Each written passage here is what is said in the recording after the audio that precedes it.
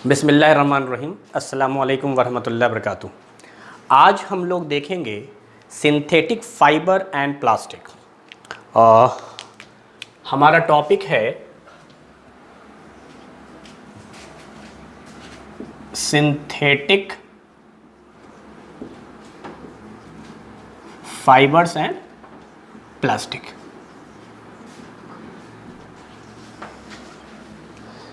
अगर आप किताब में देखेंगे तो शुरुआत जैसा मैंने लिखा है किताब में वहीं से शुरुआत किया है। पहले उसने डील किया है सिंथेटिक फाइबर को और लास्ट में जाकर प्लास्टिक को डील किया है। लेकिन मैं अमूमन तौर पे जब पढ़ाता हूँ तो पहले प्लास्टिक का सेक्शन क्लियर करता हूँ।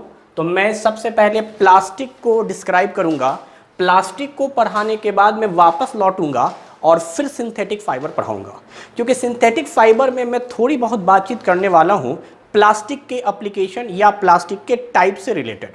तो इसीलिए मैं सबसे पहले जो सेगमेंट लेता हूं वो प्लास्टिक का लेता हूं। तो चैप्टर के नाम के हिसाब से दो पार्ट है, एक सिंथेटिक फाइबर, दूसरा प्लास्टिक। तो चलिए सबसे पहले हम लोग ये जानते हैं कि प्लास्टिक क्या है। प्लास्टिक तो पहले एक लाइन लिखेंगे सिर्फ कि प्लास्टिक क्या है। तो ये एक polymer, it is a polymer. Plastic is a polymer. अब सवाल ये उठा कि ये पॉलीमर क्या है। तो पॉलीमर को आप समझें कि एक कॉम्प्लेक्स मॉलिक्यूल है जो बना हुआ होता है स्मॉल यूनिट के रिपीटेशन से, यानी बहुत सारे स्मॉल यूनिट रिपीट होते हैं और रिपीट होकर एक जाइंट मॉलिक्यूल, एक कॉम्प्लेक्स मॉलिक्यूल या एक लार्ज मॉलिक्यूल बनाते हैं। उस लार्ज मॉलिक्यूल का नाम है पॉलीमर। पॉली का मतलब तो होता है मेनी और मर बना हुआ है बेसिकली यूनिट से या मॉलिक्यूल से। तो आपको अगर मैं पॉलीमर सिर्फ समझाऊं तो पॉलीमर बना है पॉली और मर से। पॉली मीन्स मेनी, बहुत सारे, और मर बना है यूनिट से या इसी को कहो मॉलिक्यूल, यानी बहुत सारे मॉलिक्यूल या बहुत सारी यूनिट जब रिपीट होगी तो रिपीट होने से पॉलीमर का फॉर्मेशन होगा। यानी मैं अगर लिखना चाहूं पॉलीमर के बारे में तो मैं अब ये कह सकता हूं कि it is result of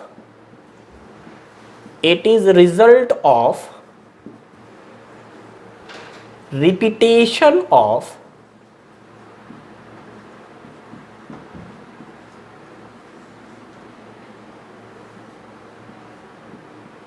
unit और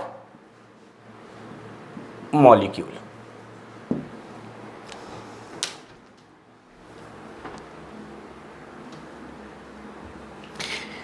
देख लेते हैं हम लोग, सिर्फ समझाने के लिए मैं बता रहा हूं। मान लो एक मॉलिक्यूल है, ये दिस इज वन यूनिट और वन मॉलिक्यूल, कुछ भी आप कह सकते हैं।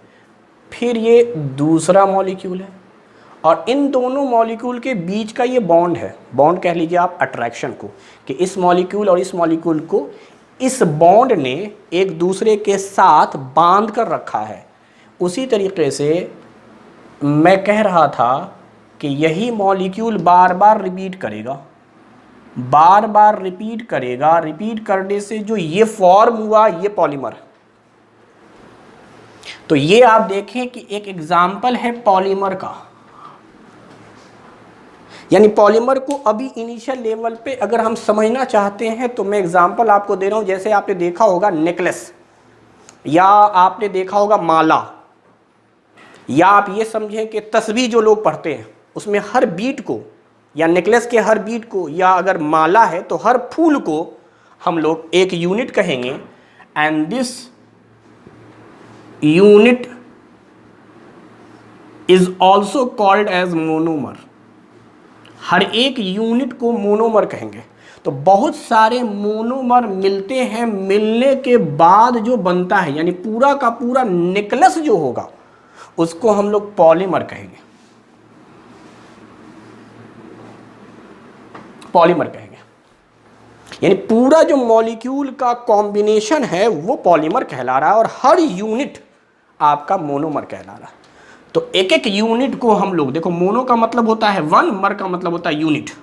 तो एक यूनिट को monomer monomer monomer monomer monomer, तो बहुत सारे मोनोमर मिलते हैं, एक दूसरे के साथ बॉन्ड बनाते हैं। बॉन्ड बनाने के बाद जो होल स्ट्रक्चर होता है उसे हम पॉलीमर कहते हैं।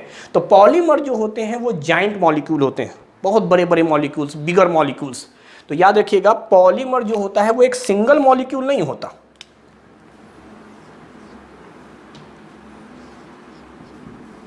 जाइंट मॉलिक्यूल होते हैं, बहुत बड़े मॉलिक्यूल को कहते हैं हम लोग। कॉम्प्लेक्स मॉलिक्यूल कह सकते हैं, सिंपल नहीं होते, कॉम्प्लेक्स मॉलिक्यूल है। पूरा एक नेटवर्क होता है मॉलिक्यूल का, network of molecule, network of molecule.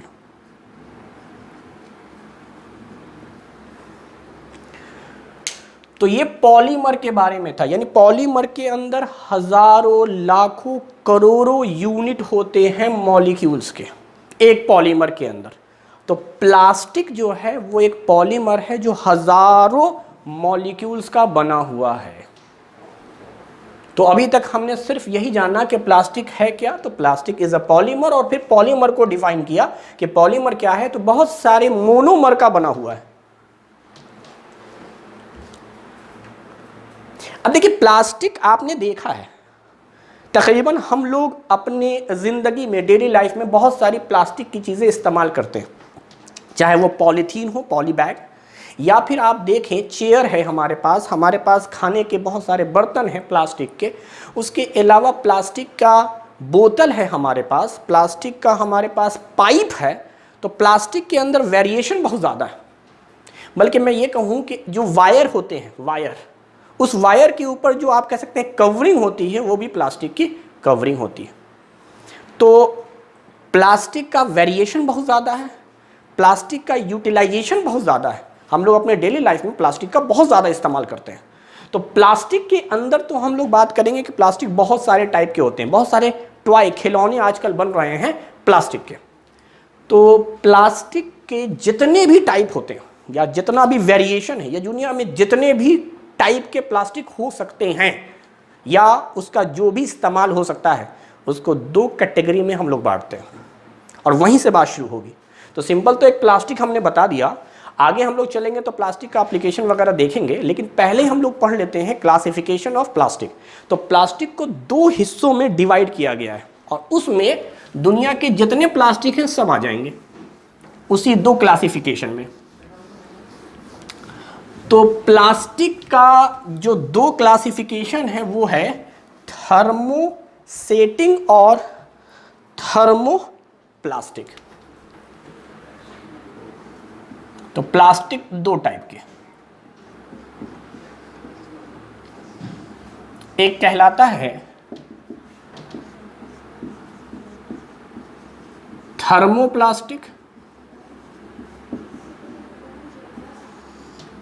और दूसरा कहलाता है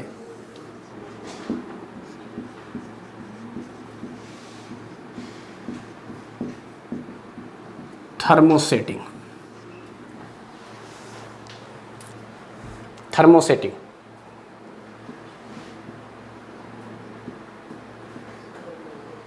थर्मोसेटिंग प्लास्टिक एंड थर्मोप्लास्टिक।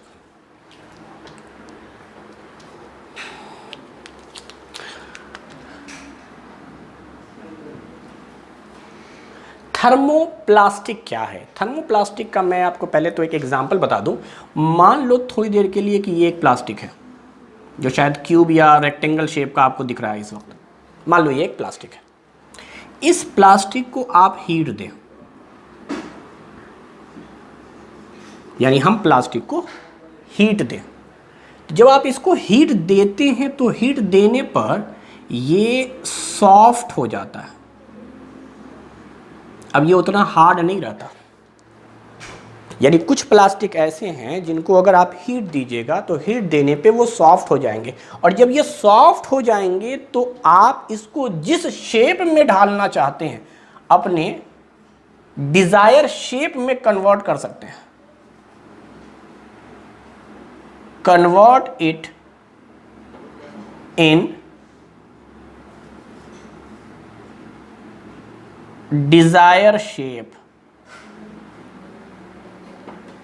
यानी प्लास्टिक था, आपने हीट दिया, हीट देने से उसका स्ट्रक्चर बदला, वो सॉफ्ट हुआ, और सॉफ्ट होने के बाद आप उसको कन्वर्ट कर सकते हैं जो भी शेप देना चाहते हैं। जैसे मैंने कहा था कि यहाँ मान लीजिए एक रेक्टेंगल या क्यूब है या क्यूबॉइड है, इसको आपने सिलेंडर बना दिया। अब आप चाह रहे हैं कि नहीं हम दोबारा फिर से इसको चेंज करें, हमें सिलेंड्रिकल शेप नहीं चाहिए था, हमें चाहिए था मान लीजिए फ्रस्टम टाइप का या कोन टाइप का या सर्कुलर टाइप का या स्फेयर टाइप का। तो एक शेप जो आपको यहां मिल चुका है, इसको मैं ऐसे ही समझाने के लिए नाम दे दूंगा फर्स्ट शेप। हमने पहली बार एक प्लास्टिक को हीट देकर एक शेप में कन्वर्ट कर दिया। अब हम इस शेप से सेटिस्फाइड नहीं है, या आगे चलकर हमें ज़रूरत पड़ रही है कि अब हमें इस शेप की ज़रूरत नहीं है, कुछ दूसरे शेप की ज़रूरत है। दोबारा इस प्लास्टिक को आप हीट देंगे, फिर से ये सॉफ्ट हो जाएगा। यानी जितनी बार आप हीट दीजिएगा, हीट देने से वो सॉफ्ट हो जाएगा। सॉफ्ट होने के बाद आप इसको फिर से दोबारा शेप दे सकते हैं। मैंने लिखा रीशेप, दोबारा से कोई शेप दे सकते हैं अपने डिजायर का। फिर दिल कर रहा है, फिर से आप हीट दीजिए, फिर सॉफ्ट होगा, फिर उसको शेप दे दीजिए। यानी थर्मोप्लास्टिक में आप हीट दे देकर प्लास्टिक का शेप चेंज कर सकते हैं, और ये इनफाइनाइट टाइम से आप 1000 दफा कर सकते हैं चेंज। एक शेप को कितनी बार भी आप चेंज कर सकते हैं। अब आप आइए इसके नाम के मीनिंग पर। थर्मो मीन्स टेम्परेचर या हीट, थर्मो मीन्स टेम्परेचर या हीट, यानी हीट देकर इस प्लास्टिक को जो भी शेप देना चाहते हैं हम दे सकते हैं। तो ये सिर्फ समझाने के लिए अभी बताया, लिखवाएंगे पॉइंट, लेकिन मेन यही प्रॉपर्टी है, इसी पर आगे एक्सप्लेनेशन वगैरह है। तो थर्मोप्लास्टिक क्या हो गया बेटा? एक ऐसा प्लास्टिक जिसको आप हीट दे देकर बार बार शेप चेंज कर सकते हैं। कोई कहे तो हम वापस इस शेप में ला सकते हैं, यानी हम वापस इस शेप में भी ला सकते हैं जहां से शुरुआत की थी। क्योंकि हमें शेप देना है, फिर से आप हीट दो, फिर से सॉफ्ट होगा, सॉफ्ट होने के बाद दोबारा इसको इसी शेप में कन्वर्ट कर दो।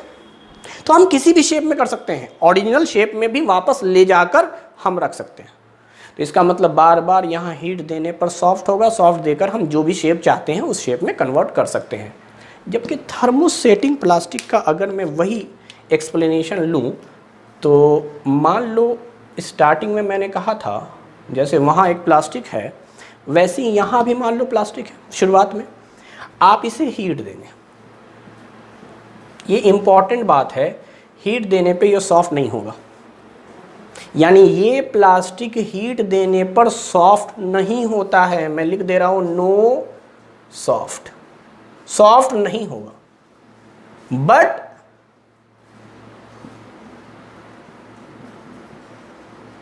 Change it shape only one time.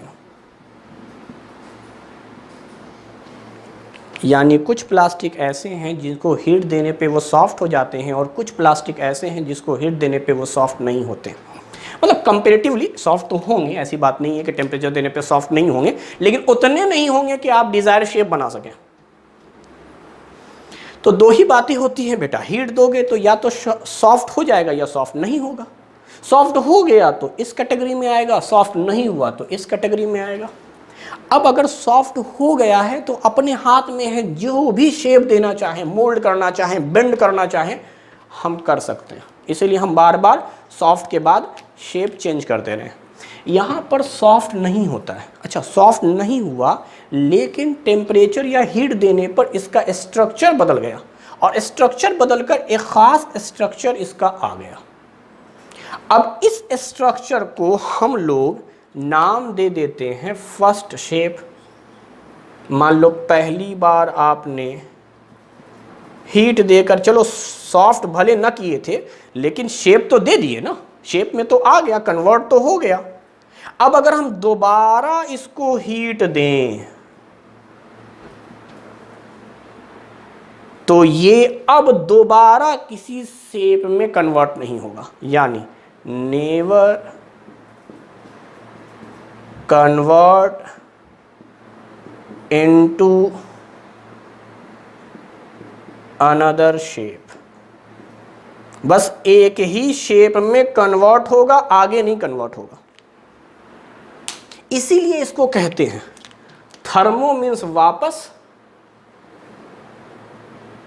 Temperature या हीट, और सेटिंग का मतलब हो गया कि इसको, इसका जो शेप है वो सेट कर लिया गया। सेट का मतलब फिक्स कर लिया गया। सेटिंग का मतलब आप एक शेप में सेट कर लेंगे इसको, अब दोबारा उसका सेटिंग बिगड़ेगा नहीं, वो शेप चेंज नहीं करेगा। बस एक बार स्टार्टिंग में जो भी आपका शेप था बस वो एक शेप में आ जाएगा, उसके बाद फर्दर अगर आप कोशिश करेंगे तो शेप चेंज नहीं होगा। तो ऐसे प्लास्टिक जो बार बार अपना शेप चेंज करें, थर्मोप्लास्टिक। हीट की वजह से बस चेंज, यहाँ सेटिंग वर्ड है ही नहीं, सिर्फ हीट का रोल है। हीट दीजिए, प्लास्टिक का शेप कन्वर्ट हो जाएगा। तो मैंने यहाँ लिखा था फर्स्ट शेप, फिर हीट दिया, सॉफ्ट किया, फिर रीशेप, यानी ये सेकंड शेप में कन्वर्ट हो गया। यानी इसके अंदर कई शेप में कन्वर्ट हो सकता है, वापस ओरिजिनल भी मिल सकता है, मगर यहाँ पर सिर्फ और सिर्फ एक बार सेट हो जाएगा। सेट हो जाने के बाद अब दोबारा आप कन्वर्ट नहीं करेंगे। तो इतनी बात समझ में आई, यानी प्लास्टिक दो टाइप का हो रहा है बेटा। पहला टाइप बार बार शेप चेंज कर रहा है, दूसरा सिर्फ एक बार चेंज करेगा। बस मोटी मोटी बात इतनी है, टेम्परेचर देने पर एक बार चेंज करे या टेम्परेचर देने पे बार बार चेंज करे। बार बार जो चेंज करेगा वो थर्मोप्लास्टिक, जो सिर्फ एक बार करेगा वो थर्मोसेटिंग। तो इसी बात को अब हम लिख देंगे और बाद में कुछ एग्जाम्पल देखेंगे और रीज़न देखेंगे। अमूमन तौर पे रीज़न दिया हुआ नहीं है, लेकिन रीज़न बताएंगे हम कि आखिर क्यों यहाँ पर ऐसा हुआ कि बार बार टेम्परेचर देने पे ये सॉफ्ट हुआ और यहाँ पर सॉफ्ट नहीं हुआ है। क्यों यहाँ बार बार चेंज हुआ है, यहाँ सिर्फ एक बार चेंज हुआ, उसके बाद टेम्परेचर देने पर चेंजेस नहीं आया। क्या इसका एक्सप्लेनेशन है? तो चलो पहले तो उस बात को लिख दें। यहाँ पर क्या हो रहा है, थर्मोप्लास्टिक आप किसको कहेंगे? दोज प्लास्टिक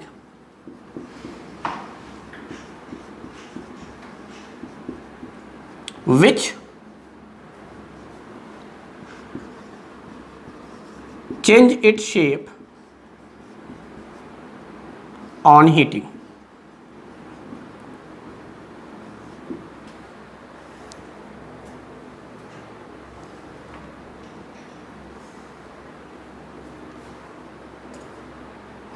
ठीक है,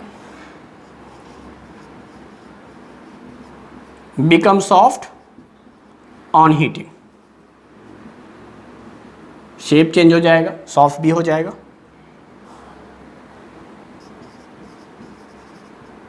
possible to return back in its initial shape, मतलब मुमकिन है कि अगर हम हीट दें और उसको वापस उसके ओरिजिनल शेप में या स्टार्टिंग में जो शेप था, इनिशियल शेप, उसमें हम ला सकते हैं।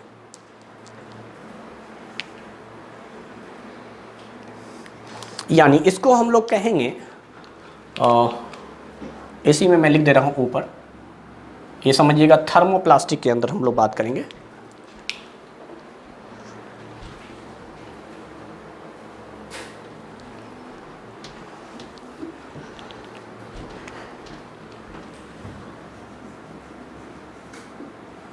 may be cyclic और मे बी नॉन साइक्लिक, ऐसे ले लो, non cyclic process.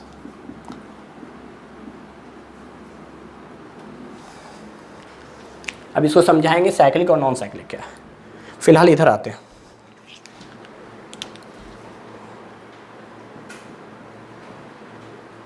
Those plastic which change its shape only one time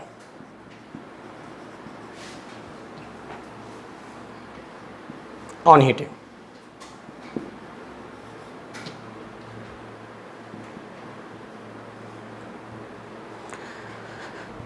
become not soft.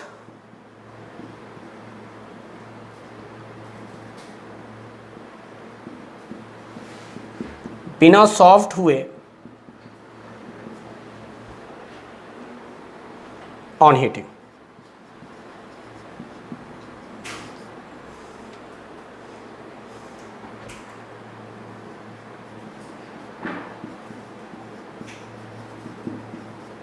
Not possible to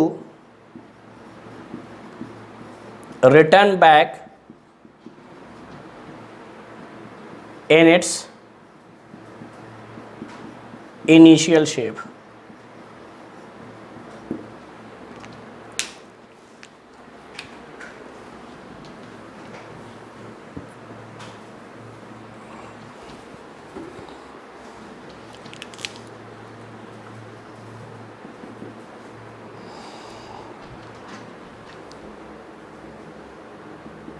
ठीक है, यहां पे लिखेंगे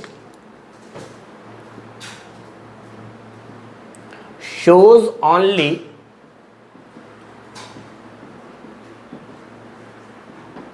non-cyclic process, non-cyclic process। ठीक है,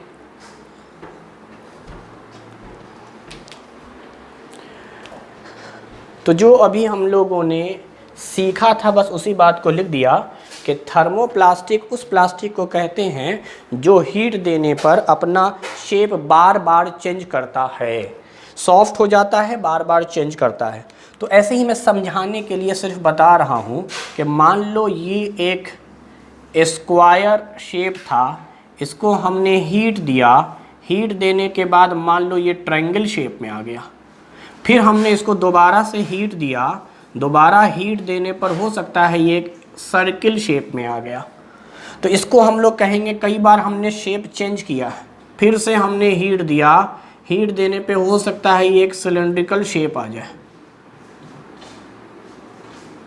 तो ये हमारा इनिशियल था, ये हमारा फाइनल है। दूसरा पॉइंट जो है वो ये है कि अगर आपने स्क्वायर से ही शुरू किया, हीट दिया, एक बार चेंज हुआ सॉफ्ट होकर, फिर दोबारा आपने हीट दिया, हो सकता है ये कोन शेप आपने इख्तियार कर लिया, फिर आपने हीट दिया और हीट देने के बाद वापस स्क्वायर बन गया। तो इसी को कहते हैं कि रिटर्न बैक आ जाना। तो बेटा ये प्रोसेस जो होता है ये स्टार्टिंग से चलते हुए वापस स्टार्टिंग पे पहुंच गए, this process is called cyclic, cyclic process. दिखलाया हम लोगों ने बिल्कुल ओपन चेन की तरह है, लेकिन हम इसको ऐसे दिखला सकते थे, यहाँ से गया इस पर, इस पे से गया यहाँ, यहाँ के बाद फिर से वापस आ गया और क्लोज्ड हो गया, यानी लाइक दिस कि ये यहाँ गया है, यहाँ के बाद आपने इसको हीट किया, हीट करने के बाद यहाँ एक सिलेंडर बना, सिलेंडर के बाद वापस, यानी इधर ना दिखलाकर आप इसको ऐसे भी दिखला सकते थे। ये एक cyclic ring process, square, triangle, cone, वापस स्क्वायर, ये इस तरीके से दिखला सकते थे आप। यही हुआ साइक्लिक, स्टार्टिंग और एंड दोनों सेम, मगर खैर हम यहाँ पे अभी ओपन करके आपको दिखला रहे हैं, लेकिन इस प्रोसेस का नाम साइक्लिक होता है बेटा, याद रखो। स्टार्टिंग वाला ही अगर एंड पर मिल गया तो साइक्लिक। और यहाँ मुमकिन है क्योंकि आप बार बार सॉफ्ट करके क्या कर रहे हैं, चेंज कर रहे हैं शेप, लेकिन यहाँ पर स्टार्टिंग और एंड वाला शेप अगर अलग अलग रहे तब इसका नाम है नॉन साइक्लिक, क्योंकि रिंग नहीं बनेगा, नॉन साइक्लिक प्रोसेस। तो साइक्लिक और नॉन साइक्लिक दोनों हो सकता है, may be cyclic, may not be cyclic, या मे बी नॉन साइक्लिक। तो साइक्लिक नॉन साइक्लिक समझ में आ गया। स्टार्टिंग शेप एंड शेप अगर सेम है तो साइक्लिक है, अगर स्टार्टिंग और एंड का शेप अलग अलग है तो नॉन साइक्लिक है, क्योंकि यहां पर आप कितनी बार भी शेप चेंज कर सकते थे, तो इसलिए कुछ भी हो सकता है मुमकिन। बार बार हीट दीजिए, शेप चेंज कर दीजिए, दिस इज कॉल्ड थर्मोप्लास्टिक। यहां पर मैं बता रहा हूं कि इसमें बस एक ही बार आपको चेंज करना है। तो जब आप एक बार चेंज कीजिएगा तो जाहिर सी बात है ये साइक्लिक तो हो ही नहीं सकता। अगर हमने स्टार्टिंग में यहाँ भी एक स्क्वायर लिया और पहली बार हमने हीट दिया, हीट देने के बाद ये बन गया ट्रायंगल। अब इसमें आप हीट देते रहिए, ये ट्रायंगल ही रहेगा। They never undergo in any changes, कोई चेंजेस नहीं होगा इसके अंदर। इसका मतलब दे नॉन साइक्लिक, हमेशा नॉन साइक्लिक, क्योंकि स्टार्टिंग कुछ और है, एंड कुछ और है। This is called non cyclic, non cyclic process. तो ये हो गया डिफिनेशन के हिसाब से, नाम के हिसाब से इतनी सारी बातें कि यार थर्मोप्लास्टिक वो है जिसमें आप हीट दीजिएगा, सॉफ्ट होगा, बार बार शेप चेंज होगा। और थर्मोसेटिंग कहते हैं जिसमें आपको सेट कर देना है एक, अब उसके बाद आप लाख हीट देते रहिए, ये शेप बिगड़ने नहीं वाला है। जब नहीं बिगड़ेगा यानी सेट हो गया, यहां पर सेट नहीं है। अब यहीं से प्रॉपर्टी को समझना शुरू करते हैं कि ठीक है, अगर हमें इतनी बात समझ में आ गई कि थर्मोप्लास्टिक क्या है और थर्मोसेटिंग क्या है, तो अब सुनिए, थर्मोप्लास्टिक का चूंकि शेप बार बार बदल जाया करता था और सॉफ्ट हो जाता था, तो कहेंगे कि इस प्लास्टिक का मेल्टिंग पॉइंट लो है, यानी बहुत जल्दी मेल्ट कर जाता है, इसीलिए ये सॉफ्ट हो जाता है। जबकि यहां पर ये सॉफ्ट नहीं हुआ था, यानी अच्छे से ये मेल्ट नहीं हुआ है, यानी इसका मेल्टिंग पॉइंट क्या है, हाई है, मेल्टिंग पॉइंट हाई है। तो ये डिफरेंसेस समझिए आप, क्योंकि ये सॉफ्ट नहीं हुआ है यानी मेल्ट नहीं किया है। अगर कोई सॉलिड मेल्ट कर जाएगा तो सॉफ्ट हो जाएगा। तो आप टेम्परेचर देकर सिर्फ मेल्ट करते हैं तो यहां आसानी से मेल्ट हो जाता है, और मेल्ट के बाद आप शेप चेंज कर सकते हैं। जबकि यहां पर सॉफ्ट नहीं हुआ था, इसीलिए कह सकते हैं कि ऐसे प्लास्टिक जिसका मेल्टिंग पॉइंट हाई होगा वो थर्मोसेटिंग में आएगा, और ऐसा प्लास्टिक जिसका मेल्टिंग पॉइंट लो होगा वो थर्मोप्लास्टिक में आएगा। अच्छा, अब दूसरी बात सुनिए, ये तो हो गई बात, ठीक है, मेल्टिंग पॉइंट पर। अब मैं कह रहा हूं जो वो चीज़ सुनिए, ये जो प्लास्टिक है वो पॉलीमर है, इसका जो पॉलीमर होता है वो कहलाता है लीनियर पॉलीमर। इसीलिए मैंने शुरू में थोड़ा सा आपको पॉलीमर का कॉन्सेप्ट दिया कि प्लास्टिक इज अ पॉलीमर। तो जो पॉलीमर लीनियर होते हैं उनका मेल्टिंग पॉइंट लो होता है, और वही थर्मोप्लास्टिक की कैटेगरी में आते हैं। अभी लीनियर बताऊंगा। दूसरी तरफ यहाँ पर जो होते हैं उसको कहते हैं cross link polymer, cross link polymer. Cross link polymer thermosetting के कैटेगरी में आते हैं।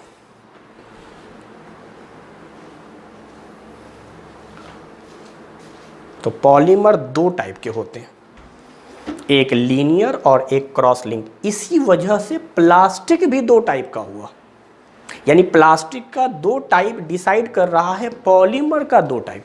पॉलीमर अगर दो टाइप का नहीं होता तो प्लास्टिक भी दो टाइप का नहीं होता। तो this is the reason why plastic is characterised या divided into two category, one is thermoplastic, another is thermosetting. अब देखो, लीनियर पॉलीमर किसको कहते हैं? देखो, लीनियर पॉलीमर का मतलब हुआ ये एक मोनोमर है, दूसरा मोनोमर, तीसरा मोनोमर, चौथा मोनोमर, पांचवा मोनोमर। इस तरह से सारे मोनोमर होंगे, पूरा एक मोनोमर। अब सिर्फ जरूरी नहीं है कि एक ही पॉलीमर हो, ये एक पॉलीमर है, ये एक पॉलीमर है, इसको मैंने कहा दिस इज पॉलीमर, और ये पॉलीमर है फर्स्ट। एक चैन है पॉलीमर का, जरूरी नहीं कि प्लास्टिक के अंदर बस एक ही पॉलीमर हो, बहुत सारे पॉलीमर होते हैं बेटा। ये monomer monomer monomer monomer monomer सब मिलाकर बन गया पॉलीमर। अब मैं दूसरा पॉलीमर बनाता हूं। दिस इज अगेन,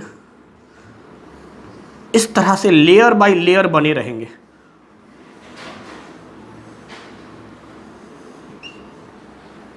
इसे हम लोग कहते हैं second layer of polymer. Simply मैंने कह दिया सेकेंड पॉलीमर, मतलब सेकेंड लेयर ऑफ पॉलीमर। अच्छा, अब तीसरा बना दूं। बहुत सारे पॉलीमर इसी तरीके से लीनियर लीनियर होते हैं।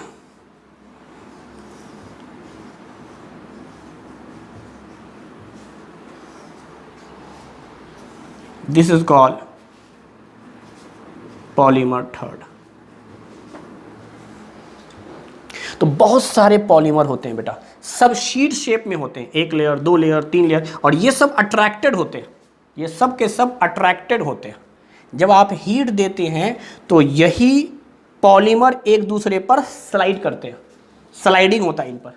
इसी वजह से ये सॉफ्ट होता है, स्लाइडिंग होता है, मेल्ट होता है, और हम इसको जो शेप देना चाहें उस शेप में कन्वर्ट कर सकते हैं। These are linear. देखो ये जो एक लाइन है, ये लाइन इस लाइन के साथ बॉन्ड नहीं बना रहा है, सिर्फ एक अट्रैक्शन है। यानी यूं समझो कि हमने क्या किया कि एक लीनियर मान लिया कि ये पूरा मार्कर है, इसमें बहुत सारे यूनिट हैं, बहुत सारे पॉइंट्स हैं जो मॉलिक्यूल्स के हैं, और ये दूसरा है। दोनों लीनियर हैं बेटा, एक दूसरे के ऊपर डिपॉजिट है। बस आप चाहें तो अलग अलग कर सकते हैं इनको, ये स्लाइड करेंगे एक दूसरे पे, और यही स्लाइडिंग बता रहा है कि ये सॉफ्ट नेचर का है, ये जल्दी से मेल्ट हो सकता है, क्योंकि इस लेयर के बीच में कोई बॉन्डिंग नहीं है, सिर्फ लीनियर बॉन्डिंग है। बस हर एक पॉलीमर के अंदर लीनियर बॉन्डिंग है, बस सीधा सीधी स्ट्रेट लाइन बॉन्डिंग है। ये लेयर इस लेयर में कोई बॉन्डिंग नहीं है, सिर्फ डिपोजिशन है, बस एक दूसरे पे आकर रखा गया। जबकि अगर मैं क्रॉस को यहाँ ऊपर बनाकर दिखलाता हूँ, अगर मैं क्रॉस को बनाऊंगा तो ऐसे बनाऊंगा, ये एक यूनिट, दूसरा यूनिट, तीसरा यूनिट, चौथा, इस तरह से। मान लो ये फर्स्ट लेयर है, मैं हर लेयर को पॉलीमर का नाम दे रहा हूँ। This is the first polymer. अच्छा, आप सेकंड बना देते हैं।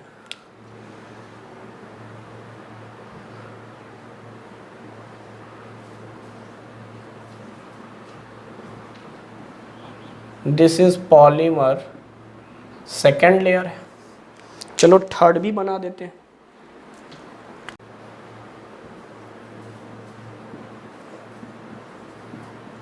This is the third layer of polymer. अगर आप अभी देखें तो ये बिल्कुल लीनियर जैसा है। भाई लीनियर में भी ऐसे ही थे, यहां पर भी ऐसे ही हैं, लेकिन नहीं, क्रॉस में क्या होता है, लीनियर के साथ साथ पहला दूसरा लेयर भी आपस में बॉन्ड बनाता है, पहला दूसरा भी आपस में बॉन्ड बनाता है, उसी तरीके से दूसरा तीसरा भी आपस में बॉन्ड बनाता है। तो चूंकि यहाँ एक्स्ट्रा नंबर ऑफ बॉन्डेड हैं, इसीलिए मेल्टिंग पॉइंट हाई है। मेल्टिंग पॉइंट किसको कहते हैं? सारे बॉन्ड को ब्रेक कर दो, मॉलिक्यूल्स को दूर दूर कर दो, तब तो सॉलिड लिक्विड बनेगा। तो यहां पर चूंकि नंबर ऑफ बॉन्ड ज्यादा है, लीनियर तो थे ही, साथ में क्रॉस भी है, यानी यूं कहा जा रहा है कि ये दोनों एक दूसरे पर तो है ही, साथ में इनके बीच का बॉन्ड है, इसको बांध दिया गया है बिल्कुल। अब ये स्लाइड नहीं कर सकता, अब ये स्लाइड नहीं कर सकता। पहले फ्री था, पहले इनके बीच में बॉन्ड नहीं था, स्लाइड करना बड़ा आसान था, इसीलिए सॉफ्ट नेचर का होता है, और इसीलिए आप बार बार जो शेप देना चाहें वो शेप दे सकते हैं। यहाँ पर ऐसा नहीं है, ये थोड़ा हार्ड है, रिजिड है। उसकी वजह ये है कि मेल्टिंग पॉइंट हाई है, क्रॉस लिंकिंग है, एक्स्ट्रा बॉन्डिंग है। तो याद रखोगे, अगर एक्स्ट्रा बॉन्डिंग आ गई तो क्रॉस लिंक हो जाएगा, इसी को कहते हैं क्रॉस लिंक।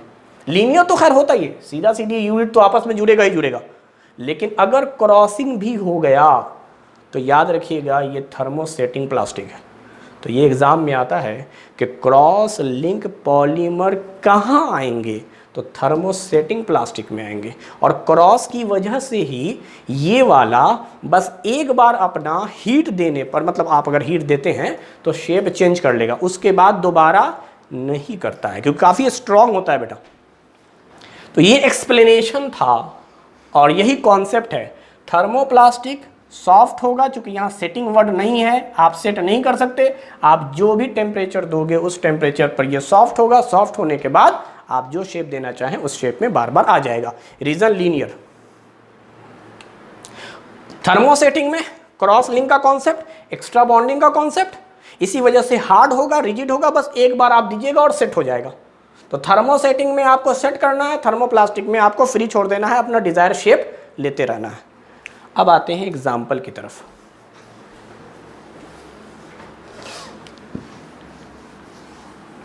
देखो हमारे पास थर्मोप्लास्टिक के एग्जाम्पल में आता है पॉलीथीन या पॉलीइथीन। ये इथीन है, इसी में वर्ड लगा है पॉली, पॉलीइथीन।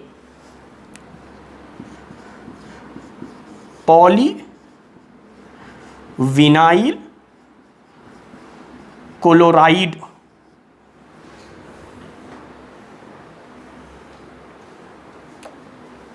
पॉलीविनाइल क्लोराइड, इसको शॉर्ट में पीवीसी भी कहते हैं। P for poly, P for poly, V for vinyl, C for chloride. अच्छा, पॉलीइथीन का दूसरा नाम पॉली इथाइलीन भी है। पॉलीथीन बोलो या पॉली इथाइलीन बोलो, उस तरह से पॉलीविनाइल क्लोराइड बोलो या पीवीसी बोलो। सिंथेटिक फाइबर भी प्लास्टिक नेचर का होता है, इसीलिए उसको मैंने कहा था हम बाद में देखेंगे, तो लेकिन आप नोट्स के तौर पे यहीं पर नोट कर लीजिए कि हमारे पास एक फाइबर होता है जिसका नाम है नाइलॉन। नाइलॉन भी एक तरह का थर्मोप्लास्टिक है बेटा। तो नाइलॉन के कपड़े का आप कह सकते हैं एक ड्रॉबैक यही होगा, क्योंकि ये थर्मोप्लास्टिक में है। क्यों होगा? क्योंकि बड़ी जल्दी मेल्ट कर जाएगा। ये कपड़ा जो सॉलिड होता है, थ्रेड वाला स्ट्रक्चर, वो बड़ी जल्दी मेल्ट कर जाएगा, क्योंकि यहाँ लीनियर पॉलीमर का कॉन्सेप्ट है, सॉफ्ट नेचर का होता है। खैर, हम लोग जब वहाँ देखेंगे सिंथेटिक फाइबर में तब इसकी बात करेंगे। तो याद रखिए, इस वक्त प्लास्टिक के नाम पर तो हमें यही पढ़ना है, पॉलीथीन या पॉलीविनाइल क्लोराइड। जबकि यहाँ अगर आप आते हैं क्रॉस की तरफ,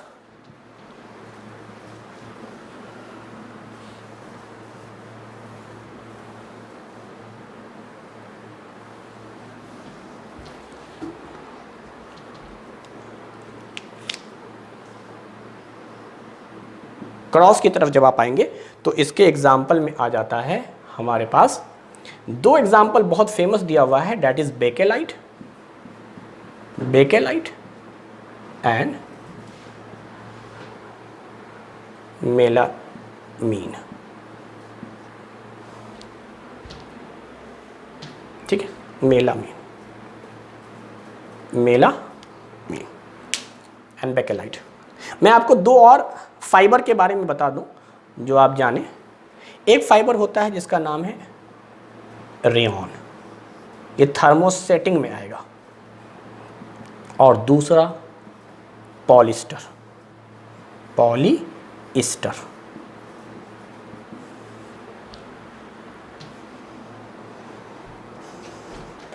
ठीक है, एक कन्फ्यूजन जो अमूमन तौर पे होता है और बच्चे को अगर ये नहीं बताया जाए तो वो जो गेस करते हैं, इसलिए मैंने कहा नायलॉन बहुत इंपॉर्टेंट है बेटा, थर्मोप्लास्टिक में आता है। अक्सर जब मैं नायलॉन की बात करूंगा तो वहाँ बताऊंगा कि नायलॉन जो होता है वो आप कह सकते हैं क्लाइंबिंग रोप में, यानी अगर ऊंची ऊंची पहाड़ों पे अगर आपको चढ़ना है और जो आप रस्सी का इस्तेमाल करते हैं, जो रोप का आप इस्तेमाल करते हैं, वो नायलॉन का बना हुआ होता है, या पैरासूट में जो आप इस्तेमाल करते हैं वो नायलॉन का बना हुआ होता है। तो नायलॉन वैसे तो होता है बहुत ज़्यादा टेंसाइल स्ट्रेंथ का, यानी इससे बहुत हेवी काम किए जाते हैं, लेकिन मैं किस कैटेगरी में इसको रख रहा हूँ? थर्मोप्लास्टिक में। यानी वैसे स्ट्रेंथ बहुत हाई है, लेकिन टेम्परेचर देने पे बहुत जल्दी ये मेल्ट करता है। तो ऐसे वैसे लोग गेस करते हैं ना, उनको अगर नहीं पढ़ाया जाए तो वो नायलॉन को गेस करते हैं इसी में, थर्मोसेटिंग में। कि अच्छा वो रिजिड है, हार्ड है, लेकिन नहीं बेटा। इसलिए मैंने कहा नायलॉन बहुत इंपॉर्टेंट भी है। और यहाँ पर आप देखें इसकी प्रॉपर्टी जो है वो सॉफ्ट के कैटेगरी में आ रही है, लेकिन इससे काम बहुत हेवी लेना है। तो हेवी काम विदाउट हीट है, वो आप हीट नहीं प्रोड्यूस कर रहे थे, वो रूम टेम्परेचर पे ही आप काम कर रहे थे। वो तो आप बहुत ज़्यादा टेम्परेचर दीजिएगा तब उसके अंदर प्रॉपर्टी है ना, वो अपना शेप बार बार चेंज कर लेगा, सॉफ्ट नेचर का हो जाएगा। लेकिन अगर एक ही टेम्परेचर पर रखें तो कोई दिक्कत ही नहीं है। तो वहाँ शेप चेंज कराना मकसद नहीं है हीट देकर। क्लाइंबिंग रोप को सिलेंड्रिकल शेप में उसी शेप में रखना है, पैरासूट का जो शेप है उसी शेप में रखना है। तो वहाँ शेप चेंज कराना मकसद नहीं है। अगर चेंज कराना होगा तो हाँ, इसके मुकाबले उसको आप आसानी से शेप चेंज करा सकते हैं। ये बात बिल्कुल सही है। पॉलिस्टर के मुकाबले नायलॉन का शेप आप आसानी से चेंज कर सकते हैं और बार बार चेंज कर सकते हैं टेम्परेचर दे देके। तो यहाँ पर आप याद रखिए बेकेलाइट, मेलामीन और पॉलीथीन और पॉलीविनाइल क्लोराइड। अच्छा, यूजेस अगर आप देखें तो बेकेलाइट का जो इस्तेमाल हम लोग करते हैं वो जनरली हम लोग करते हैं बेकेलाइट का इस्तेमाल, चूँकि बेकेलाइट जो है मैं बता दूं आपको, ये एक तरह से बैड कंडक्टर है, bad conductor of heat and electricity. अगर आपको ये इतनी बात समझ में आ गई तो अब आप इसका यूटिलाइज या एप्लीकेशन समझ सकते हैं। बेकेलाइट जो है वो बैड कंडक्टर है हीट और इलेक्ट्रिसिटी का। देखो कितना आसान है याद करना, बी से बेकेलाइट, बी से बैड। तो बेकेलाइट क्या है? Bad conductor of heat and electricity. अच्छा, हीट का अगर आप कॉन्सेप्ट देखें तो आप कह सकते हैं जो हमारे पास जितने भी खाने के बर्तन हैं, यूटेंसिल जिसको कहते हैं हम लोग, उसका जो हैंडल होता है, जैसे फ्राई पैन है उसका आप हैंडल लें, पेन नहीं जिस पे आप रखते हैं और हीट देते हैं कोई भी चीज़, तो वो तो गुड कंडक्टर है। वो गुड कंडक्टर इसलिए है क्योंकि वहाँ तो आपको खाना पकाना है, हीट को ट्रांसफ़र कराना है, लेकिन हैंडल में हीट वो ट्रांसफ़र होकर नहीं आता। तो जितने भी आप देखते हैं फ्राई पैन वगैरह, उसका हैंडल हो गया या कुकर वगैरह का हैंडल हो गया, या जो भी यूटेंसिल आप इस्तेमाल करते हैं उसके जो हैंडल होते हैं उसको आप इस्तेमाल कर सकते हैं। तो बेकेलाइट का जो इस्तेमाल कर रहा हूं मैं बैड कंडक्टर ऑफ हीट में, मैं यहीं पे लिख देता हूं, हीट की वजह से, बैड कंडक्टर ऑफ हीट की वजह से हम लोग इसका इस्तेमाल कर सकते हैं हैंडल ऑफ यूटेंसिल।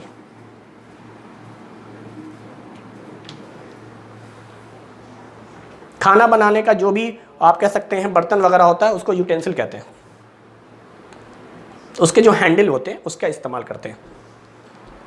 तो आप देखिए कितना हार्ड होता है वो, बेकेलाइट से बना होने की वजह से वो काफ़ी हार्ड होता है फ्राई पैन का। वो भी एक प्लास्टिक का है और प्लास्टिक का पॉलीथीन भी है, पॉली बैग भी है। तो डिफरेंसेस बहुत ज़्यादा है बेटा, प्लास्टिक के अंदर वेरिएशन बहुत ज़्यादा है। खैर, अब आते हैं इलेक्ट्रिसिटी। इलेक्ट्रिसिटी का मतलब ये हो गया कि इलेक्ट्रिक करंट फ्लो नहीं करेगा, बैड कंडक्टर है, उससे पास नहीं करेगा इलेक्ट्रिक करंट। जब इलेक्ट्रिक करंट नहीं करेगा तो हम लोग क्या इस्तेमाल कर सकते हैं? स्विच बोर्ड में जो स्विच बोर्ड होता है, आप स्विच ऑन कीजिए, लाइट ऑन हो जाएगा या फैन ऑन हो जाएगा, तो इसका मतलब ये है सर्किट कंप्लीट है, इलेक्ट्रिक करंट फ्लो कर रहा है। दूसरी बात, वायर बना सकते हैं आप, वायर, जो वायर होता है उस वायर के ऊपर जो कवरिंग होती है, तो हम वायर का कवरिंग बना सकते हैं। उसके अलावा स्विच बोर्ड में इस्तेमाल कर सकते हैं, इसको स्विच में इस्तेमाल कर सकते हैं, और साथ में वायर कवरिंग में इस्तेमाल कर सकते हैं। तो ये बेकेलाइट का इस्तेमाल हो गया इसकी प्रॉपर्टी के बेस पर। चूंकि ये बैड कंडक्टर है हीट का फ्लो नहीं होगा, टेम्परेचर फ्लो नहीं करेगा बेटा, इसीलिए इसको कहते हैं हैंडल ऑफ यूटेंसिल में इस्तेमाल करना। और दूसरी तरफ बैड कंडक्टर ऑफ इलेक्ट्रिसिटी है, इसलिए स्विच में इस्तेमाल कर सकते हैं और वायर के कवरिंग में इस्तेमाल कर सकते हैं। मेलामीन के बारे में जानिए, ये बड़ा इंपॉर्टेंट है। आग नहीं लगती है इसमें, यानी फायर रेजिस्टेंस है बेटा, फायर रेसिस्ट है। रेसिस्ट बोलो, रेसिस्टेंस बोलो, यानी इसमें आसानी से आग नहीं पता, मतलब ये भी आप कह सकते हैं बैड कंडक्टर ऑफ हीट है, बैड कंडक्टर ऑफ हीट ही है ये भी बैड कंडक्टर ऑफ हीट है ना। तो फायर रेसिस्ट है या रेजिस्टेंस है, फ्लेम रेजिस्टेंस है। फ्लेम रेजिस्ट है मेलामीन। तो मेलामीन का कहाँ इस्तेमाल करेंगे बेटा? मेलामीन का इस्तेमाल करेंगे किचन में। जब आपने देखा होगा स्लैब के ऊपर टाइल्स मार्बल्स लगाते हुए, तो वो जो टाइल्स है बेटा वो भी प्लास्टिक है। तो टाइल्स हो गया, या फ्लोर का टाइल्स, क्योंकि आप जनरली जो भी आग का काम करते हैं, फ्लेम का, फायर का, हीट का काम करते हैं, फ्यूल का काम करते हैं, वो अपने किचन में करते हैं। तो किचन में आपके सारा कुछ है, उसके बाद भी आपका जो फ्लोर है वो आग नहीं पकड़ रहा, उस पर फ्लेम नहीं पकड़ रहा। तो उसकी वजह क्या है? क्योंकि वो मेलामीन का बना हुआ होता है बेटा। तो इसका इस्तेमाल हम लोग कर सकते हैं फ्लेम रेजिस्टेंस के फॉर्म में, हम लोग इसका इस्तेमाल करते हैं टाइल्स के फॉर्म में। अब ये टाइल्स किसका किसका हो सकता है बेटा? तो ये फ्लोर के टाइल्स हो सकते हैं, किचन के हो सकते हैं, किचन के। तो अगर आप आसानी से समझे तो चीज़ें आसानी से समझ में आने लगेंगी।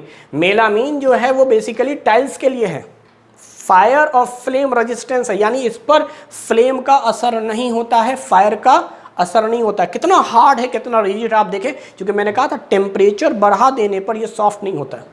और ये सब टेम्परेचर है बेटा, आग, हीट, ये सब टेम्परेचर है। तो टेम्परेचर देने पर इन पे कोई खास फर्क नहीं पड़ता है। तो ये दोनों का इस्तेमाल और इसका एप्लीकेशन बड़ा इंपॉर्टेंट था। पॉलीथीन जनरली आपको पता है कि हम लोग करते क्या है, जो इतने भी पॉली बैग होते हैं, जो आप पॉलीथीन कहते हैं, पॉली बैग जिसमें आप सामान लेकर आते हैं बाजार से, उसका इस्तेमाल करते हैं। और आप देखिए वो जब आप टेम्परेचर देते हैं तो वो श्रिंक करना शुरू होता है। टेम्परेचर देने पे वो श्रिंक, मुरझाने लगता है बहुत आराम से। तो इसका मतलब ये सॉफ्ट नेचर का है, इसलिए थर्मोप्लास्टिक में आया है। हीट देकर इसका शेप बदल सकते हैं आप, उसके बाद कुछ और शेप बना सकते हैं आप। तो इसका मतलब पॉलीथीन तो पॉली बैग में आपने इस्तेमाल कर लिया, या फिर बहुत सारे खिलौने वगैरह, टॉय वगैरह बनाने में आप इसका इस्तेमाल कर सकते हैं। क्लियर? थर्मोप्लास्टिक में बैंडेज वैंडेज का भी इस्तेमाल करते हैं हम लोग, जैसे मेडिकल सर्जिकल इक्विपमेंट्स वगैरह में, वहाँ भी इस्तेमाल किया जाता है। तो ये पार्ट उतना ज़्यादा इंपॉर्टेंट नहीं था जितना बेकेलाइट और मेलामीन था, क्योंकि यहाँ हार्ड था और इनके एप्लीकेशंस बहुत ज़्यादा हैं। तो ये हम लोगों ने प्लास्टिक का थोड़ा बहुत कह सकते हैं ब्रीफ, जो ज़्यादा डिटेल में हमें पढ़ना भी नहीं है, कोर्स में नहीं है, थर्मोप्लास्टिक और थर्मोसेटिंग के कुछ एग्जाम्पल और उसके एप्लीकेशन पढ़ लिए। साथ में कुछ कुछ सिंथेटिक फाइबर का भी क्लासिफिकेशन मैंने दिया, और ये सब सिंथेटिक फाइबर्स थे जो मैंने लिखे हैं, रेयॉन, नाइलॉन, पॉलिस्टर वगैरह। खैर, अब मैं आपको बताऊं प्लास्टिक हमारे लिए ज़्यादा यूज़फुल क्यों है। ये तो हो गया कि ठीक है प्लास्टिक है, प्लास्टिक की ये प्रॉपर्टीज़ थी, ये क्लासिफिकेशन था, बट सवाल ये उठा कि प्लास्टिक हमारे लिए इतना ज़्यादा यूज़फुल क्यों है। हम लोग जैसा मैं बता रहा था आपको कि वायर है, वायर के ऊपर हम लोग कवरिंग कर सकते थे मेटल का भी, और अमूमन तौर पे होता भी है। कॉपर के वायर, कॉपर की कवरिंग होती है, एल्युमिनियम वायर होते हैं, एल्युमिनियम की होती है। हमें क्या ज़रूरत पड़ा है प्लास्टिक की कवरिंग करने की। उसी तरीके से मैं बात कर रहा था प्लास्टिक के चेयर की, कि प्लास्टिक का चेयर होता है। भाई प्लास्टिक के चेयर की क्या ज़रूरत है, हमारे पास तो आयरन का भी चेयर है, लोहे का, या लकड़ी का चेयर होता है, लकड़ी के भी तो होते हैं हमारे पास, तो हम इनका भी इस्तेमाल कर सकते थे। फ्राई पैन में एल्युमिनियम का इस्तेमाल कर सकते थे, गुड कंडक्टर ऑफ हीट है वो, जो आप कह सकते हैं पैन का एरिया था। पैन में एक चीज़ और जहन में रखिएगा ख़ास तौर से, मैं आपको बताऊं, एक चीज़ होता है जिसका नाम है टेफलॉन। टेफलॉन ये रह गया था वहाँ पे, ये याद रखिए टेफलॉन। इसके बारे में कहते हैं ये एक स्पेशल प्लास्टिक है, स्पेशल प्लास्टिक है। इस प्लास्टिक की खासियत क्या है, ये स्पेशल प्लास्टिक है, ये क्या करता है, ये नॉन स्टिकी नेचर का है, यानी चिपकता नहीं है, non sticky nature toward oil and water.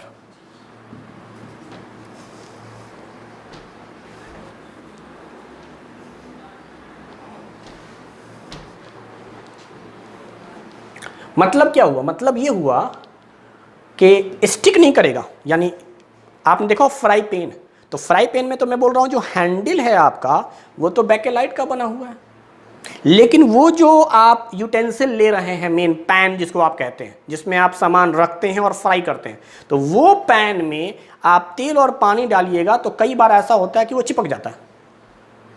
तो बहुत आप कह सकते हैं प्रोडक्ट में यील्ड अच्छी नहीं आती है। अगर प्रोडक्ट में यील्ड अच्छी लानी है तो उस तेल को और पानी को उस पर चिपकना नहीं है, वो आराम से फ्लो करे, फ्लोटिंग नेचर का हो। तो अगर वो टेफलॉन का बना हुआ है, वो पैन आपका टेफलॉन का बना हुआ है, तो आपको प्रोडक्ट यील्ड बहुत अच्छी आएगी। तो इसलिए हर कंपनी का आप देखते होंगे फ्राई पैन का रेट अलग अलग होता है। वो क्वालिटी पे डिपेंड करता है, किसके? पैन की क्वालिटी पर। पैन की क्वालिटी कैसी है, और पैन की क्वालिटी कहाँ से डिफाइड होती है?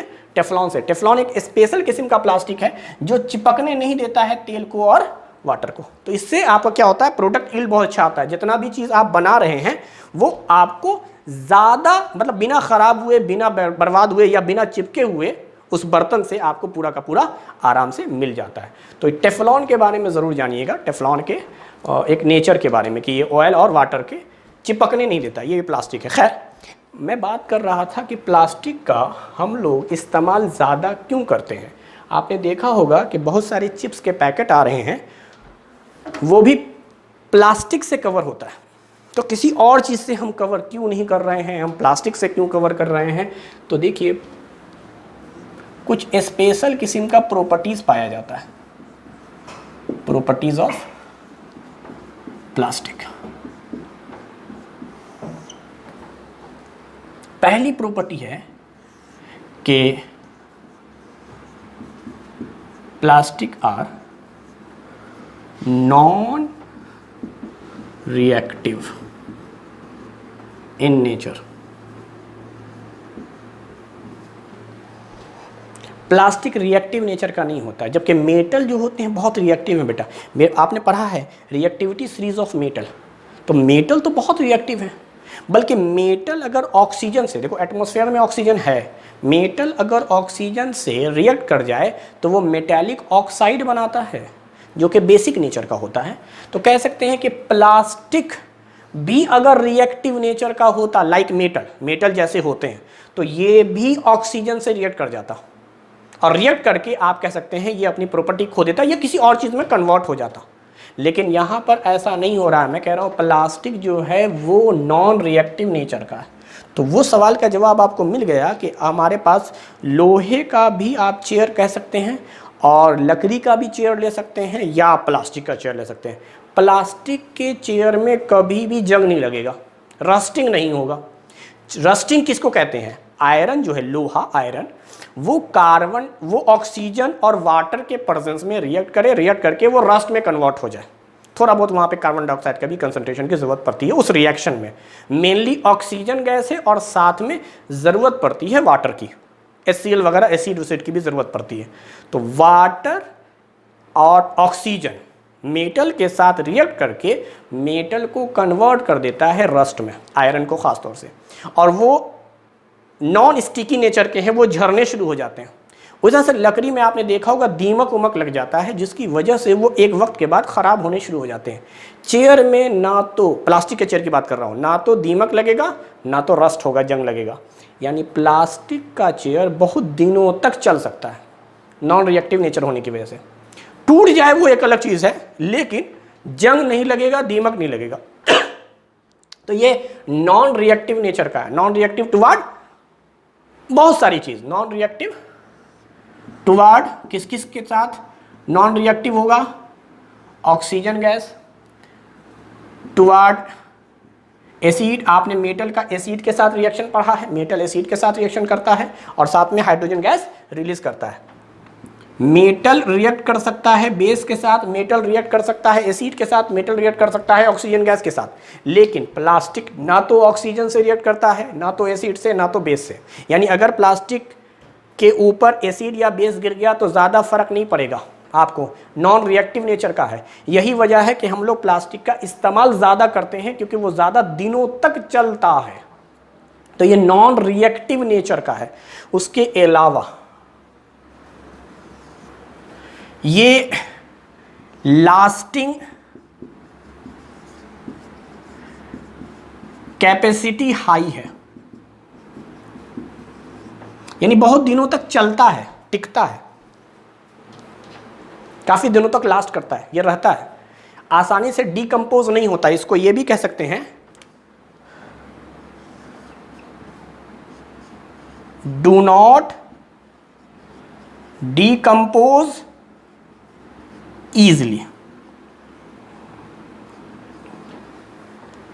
मेटल के मुकाबले ये लाइट होता है, लाइट वेटेड,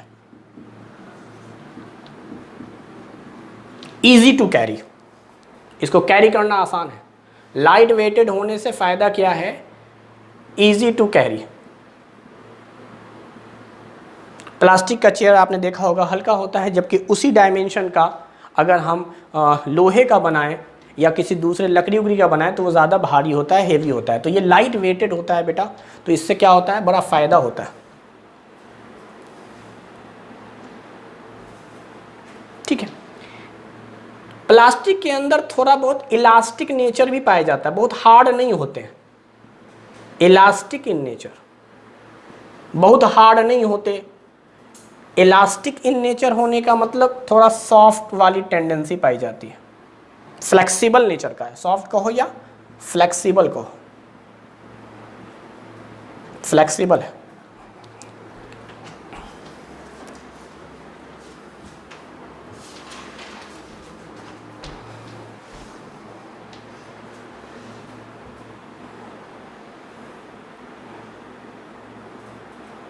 तो हम लोग इसीलिए इस्तेमाल करते हैं प्लास्टिक का बहुत ज़्यादा, क्योंकि प्लास्टिक जो है वो बहुत दिनों तक टिकता है, फ्लेक्सिबल नेचर का होता है, लाइट वेट का होता है, आसानी से हम कैरी कर सकते हैं कहीं पर भी, और साथ में नॉन रिएक्टिव प्रॉपर्टी सबसे इंपॉर्टेंट है, क्योंकि रिएक्शन नहीं करता है, जनरली रिएक्शन नहीं करता है। तो हमारे लिए फ़ायदा ये है कि वो जैसे का तैसा ही बना रहेगा हमारे लिए।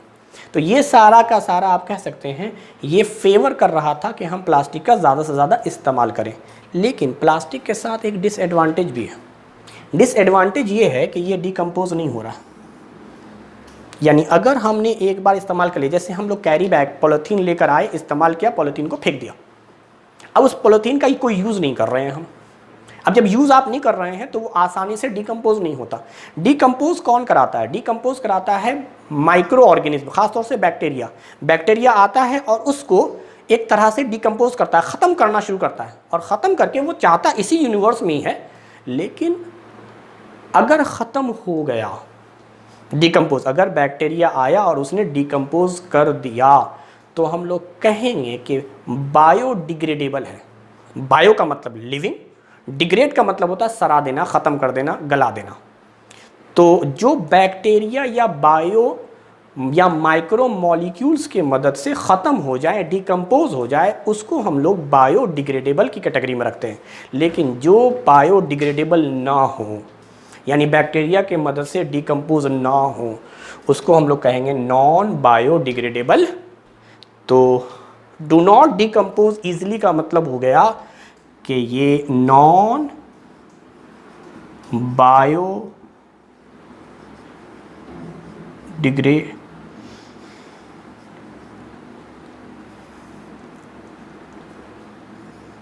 डिग्रेडेबल है। नॉन का मतलब हुआ नहीं, बायो मतलब हुआ आप कह सकते हैं लाइफ या लिविंग ऑर्गेनिज्म या माइक्रो ऑर्गेनिज्म, यानी बैक्टीरिया। डिग्रेडेबल का मतलब हो गया कि डिकम्पोज होना। तो ये आसानी से बैक्टीरिया के मदद से डिकम्पोज नहीं होता है।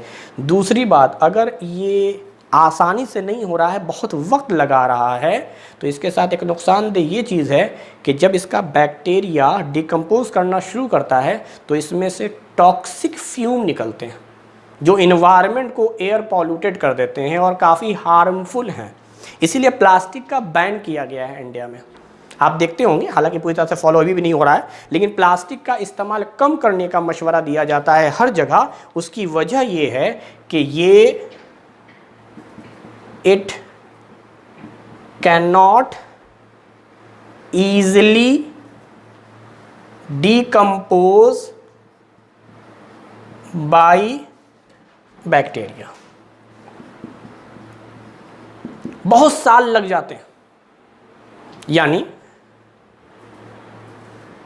इन decomposition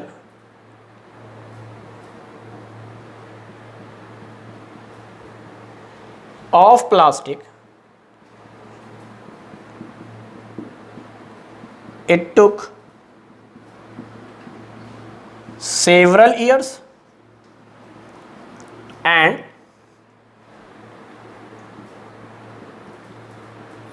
during this toxic fume release which causes air pollution.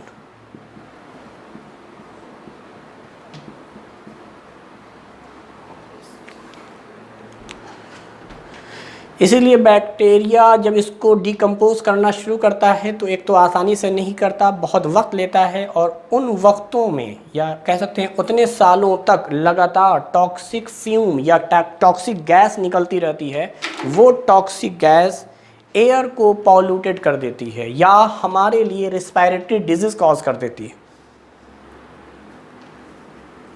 तो सांस लेने में दुश्वारी पैदा होती है। इसलिए प्लास्टिक हार्मफुल है या बैन किए गए हैं।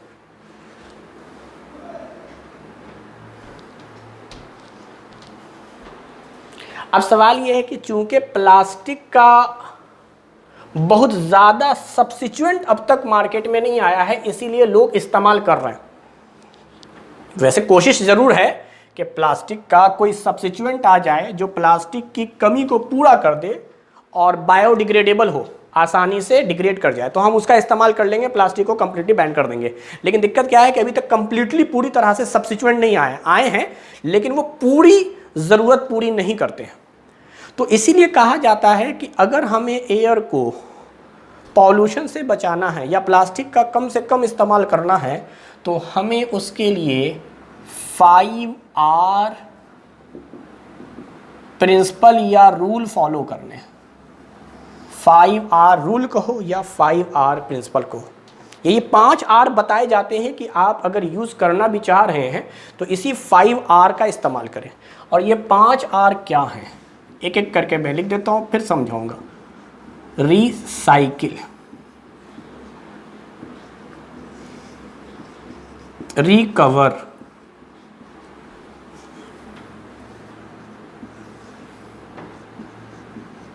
रिड्यूस, रिफ्यूज, और पांचवा है रीयूज। तो ये 5 आपको प्रोडक्ट का इस्तेमाल करना है, 5R।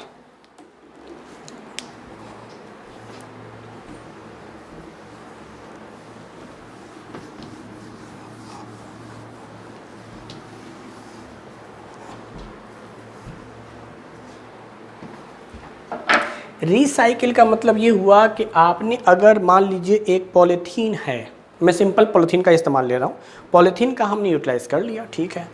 अब अगर वो एक तरह से हमारे लिए यूज़लेस हो गया है, तो हम क्या करें, हम उस प्लास्टिक को हीट देकर उसी वक्त सॉफ्ट करके कोई अपना डिज़ायर शेप बना लें और उसका इस्तेमाल कर लें। यानी अलग से हम पॉलीथीन मार्केट से ख़रीद के ना लाएं। जो हम इस्तेमाल कर रहे हैं, जिसको हम फेंकने वाले थे और वो बाहर जाता और बैक्टीरिया उसको डिकम्पोज करना शुरू करता और धीरे धीरे टॉक्सिक गैस रिलीज़ करता, अब उससे हम बच जाएंगे। हम उसका रीयूज़ कर लेंगे, रिसाइकलिंग कर देंगे। इसी को रिसाइकलिंग कहते हैं, इसी को रीयूज़ कहते हैं। दोबारा हम इस्तेमाल कर लेंगे उसका, या तो उसी फॉर्म में करें इस्तेमाल, प्लास्टिक था उसी फॉर्म में इस्तेमाल कर लें, वही साइक्लिक वाला प्रोसेस, या फिर हम लोग उसका शेप चेंज करके किसी दूसरे काम में इस्तेमाल कर लें। उसको हम लोग कहते हैं रिसाइकिल या रीयूज़ करना।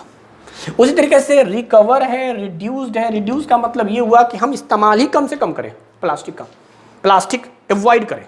जहाँ पर ज़रूरत पड़े वहाँ पे हम प्लास्टिक का नहीं इस्तेमाल करें, बल्कि प्लास्टिक का जो सब्स्टिट्यूएंट आया है हम उसका इस्तेमाल कर लें। हम थ्रेड वगैरह का इस्तेमाल कर लें, हम जनरली कागज़ पेपर का इस्तेमाल कर लें, हम प्लास्टिक का यूज़ ना करें। तो रिड्यूस का मतलब हुआ कम से कम इस्तेमाल करना। रिफ्यूज़ का मतलब हो गया कि आप बिल्कुल मना कर दें, रिफ्यूज़, इनकार। रिड्यूस का मतलब हुआ कम करना है, इसका मतलब कम्प्लीटली हम इस्तेमाल ही नहीं कर रहे हैं। तो इस तरह से कह सकते हैं आप, ये 5 पॉइंट हैं जो कहीं ना कहीं आपको फेवर करते हैं कि हमें बाहर से कोई एक्स्ट्रा प्लास्टिक मंगाने की ज़रूरत नहीं है, घर में जो प्लास्टिक है हम उसी का काम करें, उसी को दूसरे फॉर्म में इस्तेमाल करके फिर से इस्तेमाल कर लें।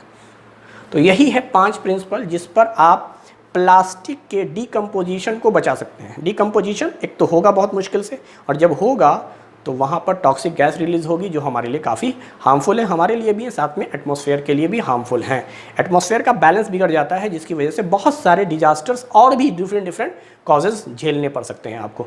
ग्लोबल वार्मिंग है उसमें रिस्पॉन्सिबल, और बहुत सारे रिस्पायरेटरी डिजीज़ आने शुरू हो जाते हैं, दूसरे माइक्रो ऑर्गेनिज्म की डेथ होनी शुरू हो जाती है जिसकी वजह से हमारा बायोलॉजिकल सिस्टम जो है वो पूरी तरह से डिस्टर्ब हो जाता है। तो ये कंप्लीट इन्फॉर्मेशन है प्लास्टिक के रिगार्डिंग। यानी प्लास्टिक में आपको पढ़ना क्या है, प्लास्टिक पॉलीमर है, प्लास्टिक के 2 क्लासिफिकेशन है, थर्मोप्लास्टिक, थर्मोसेटिंग। थर्मोप्लास्टिक में कौन एग्जांपल, थर्मोसेटिंग में कौन है, थर्मोप्लास्टिक का मेल्टिंग पॉइंट, उसका रीज़न, थर्मोसेटिंग का मेल्टिंग पॉइंट, उसका रीज़न। उसके अलावा फिर हम लोग देखेंगे कि आखिर हमारे लिए प्लास्टिक इंपॉर्टेंट क्यों है और प्लास्टिक का कम इस्तेमाल करने के लिए कौन सा प्रिंसिपल है, और प्लास्टिक कम इस्तेमाल क्यों किया जाता है, क्योंकि नॉन बायोडिग्रेडेबल है और साथ में टॉक्सिक फ्री होता है। तो इतना कुछ था हमारे लिए प्लास्टिक का पॉइंट। अब हम लोग आते हैं पहले टॉपिक की तरफ। किताब के हिसाब से पहला टॉपिक सिंथेटिक फाइबर। वैसे तो नाम सिंथेटिक फाइबर है, लेकिन हम लोग शुरुआत करेंगे फाइबर से। और फाइबर से पहले मैं आपको बताऊंगा कि जो हमारा क्लॉथ है, जनरली क्लॉथ का ही पार्ट लेते हैं। ये क्लॉथ का फैब्रिक होता है, हर क्लॉथ का अपना एक फैब्रिक होता है, और फैब्रिक बना हुआ है फाइबर का। Fabric is made up of fibre. आप समझें, क्लॉथ बना हुआ है फैब्रिक का, फैब्रिक बना हुआ है फाइबर का। यानी फाइबर बनाएगा फैब्रिक, फैब्रिक बनाएगा क्लॉथ। बात समझे, फाइबर बनाएगा फैब्रिक, फैब्रिक बनाएगा क्लॉथ। या यूं समझे, क्लॉथ बना हुआ है फैब्रिक का और फैब्रिक बना हुआ है फाइबर का। फाइबर हमारे पास 2 टाइप के, एक नेचुरल फाइबर, नेचुरल फाइबर, और दूसरी तरफ सिंथेटिक फाइबर। सिंथेटिक फाइबर को ही कहते हैं मैन मेड फाइबर।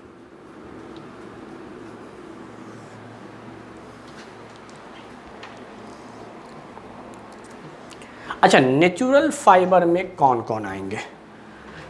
तो नेचुरल फाइबर का मतलब हो गया ऐसे फाइबर जिसका सोर्स ऑब्टेन फ्रॉम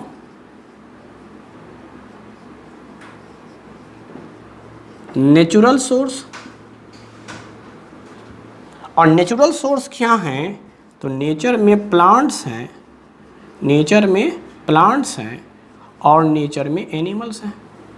तो ऐसे फाइबर जो ऑब्टेन किए जाते हैं प्लांट्स और एनिमल से, उसे हम नेचुरल फाइबर कहते हैं। जबकि सिंथेटिक फाइबर क्या होगा?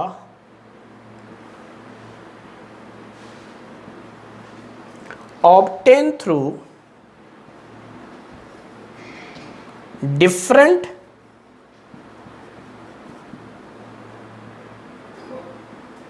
chemical process by using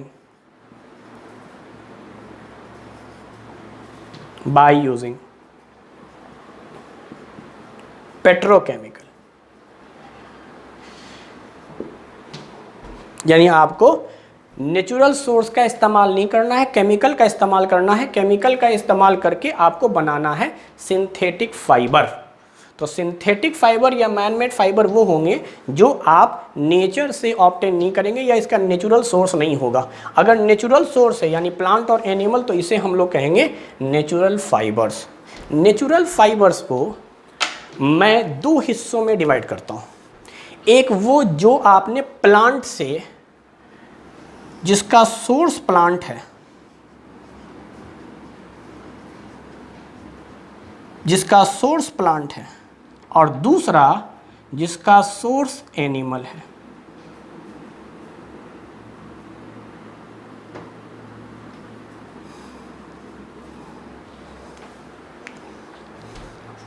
nature में दो ही चीज़ें हैं, प्लांट और एनिमल।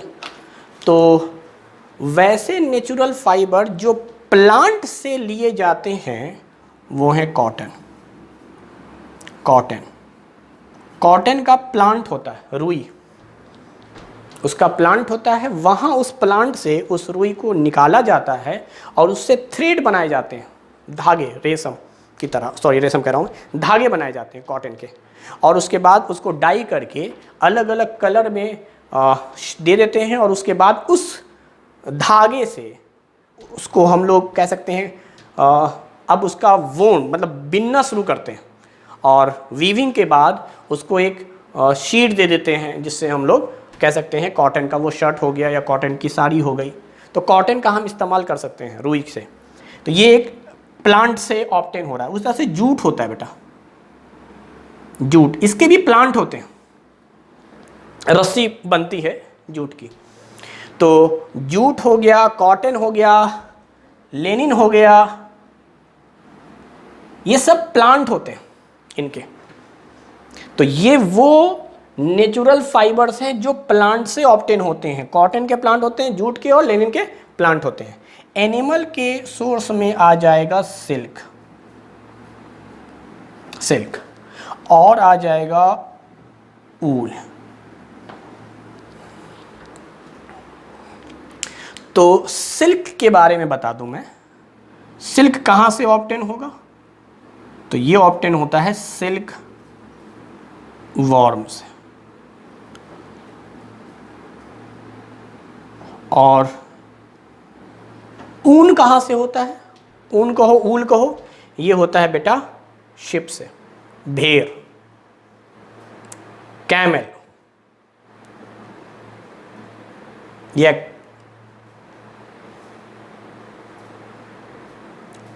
गोट, बकरी।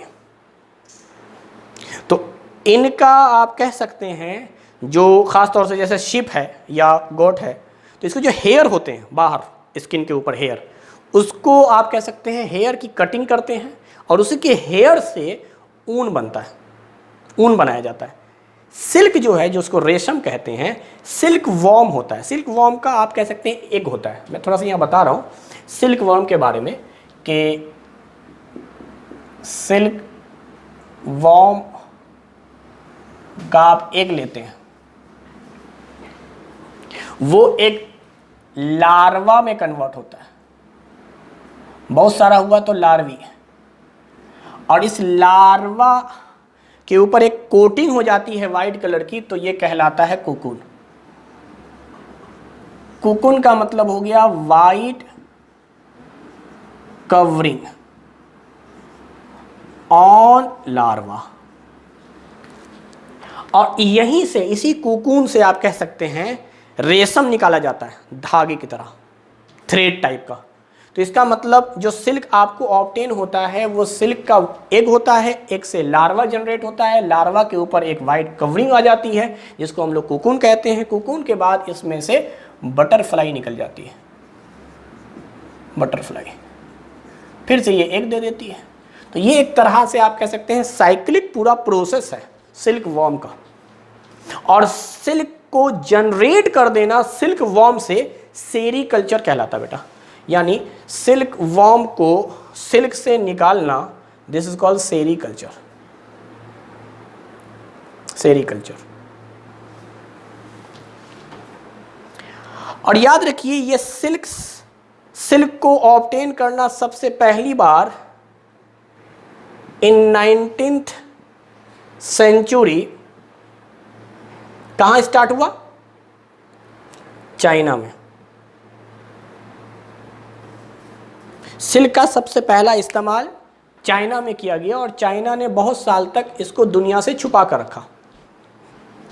तो 19th सेंचुरी में ही चाइना के अंदर ये कह सकते हैं डेवलपमेंट हो गया था कि वो कोकून से सिल्क बनाना शुरू कर चुके थे और इसी प्रोसेस को वो सेरीकल्चर कहते थे।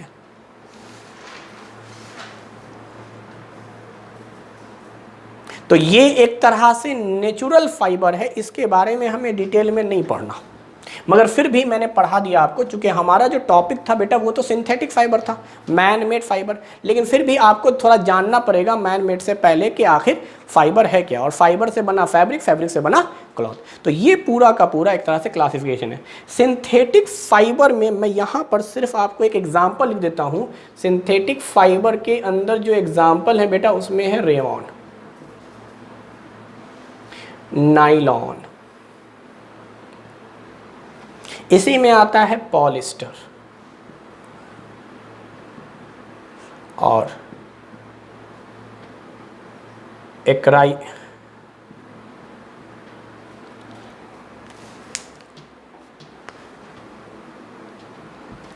एक्राइलिक।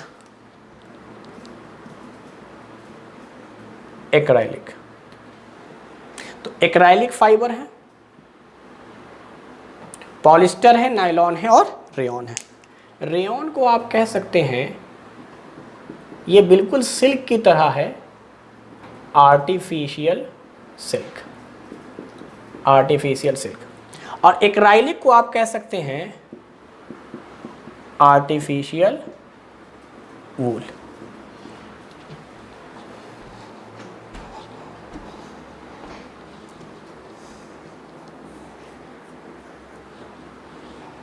तो आप देखें, दो तो हम लोगों ने ऐसे ही देख लिया, आर्टिफिशियल सिल्क, आर्टिफिशियल वूल।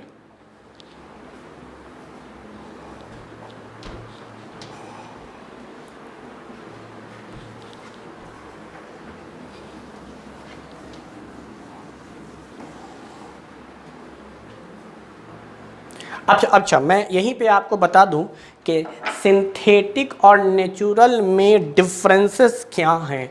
तो याद रखिए, नेचुरल वाला जो है, नेचुरल वाला ये प्रोसेस यानी कॉटन के प्लांट से कॉटन का आप कह सकते हैं फाइबर बनाना, नेचुरल की तरफ लिख रहे हैं, कॉस्टली है, कॉस्टली प्रोसेस, बहुत महंगा या एक्सपेंसिव है, इसलिए कॉटन के कपड़े बहुत महंगे मिलते हैं।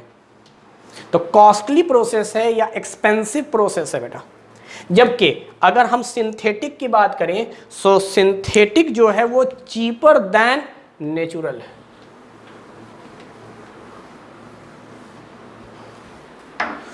तो इसको आप लिख लीजिए, ये जो है ये चीपर देन नेचुरल फाइबर है, नेचुरल फाइबर।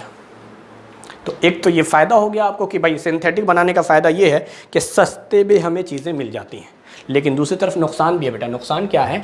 जो कॉस्टली प्रोसेस है या जो नेचुरल प्रोसेस है, कहते हैं कि इसके अंदर वाटर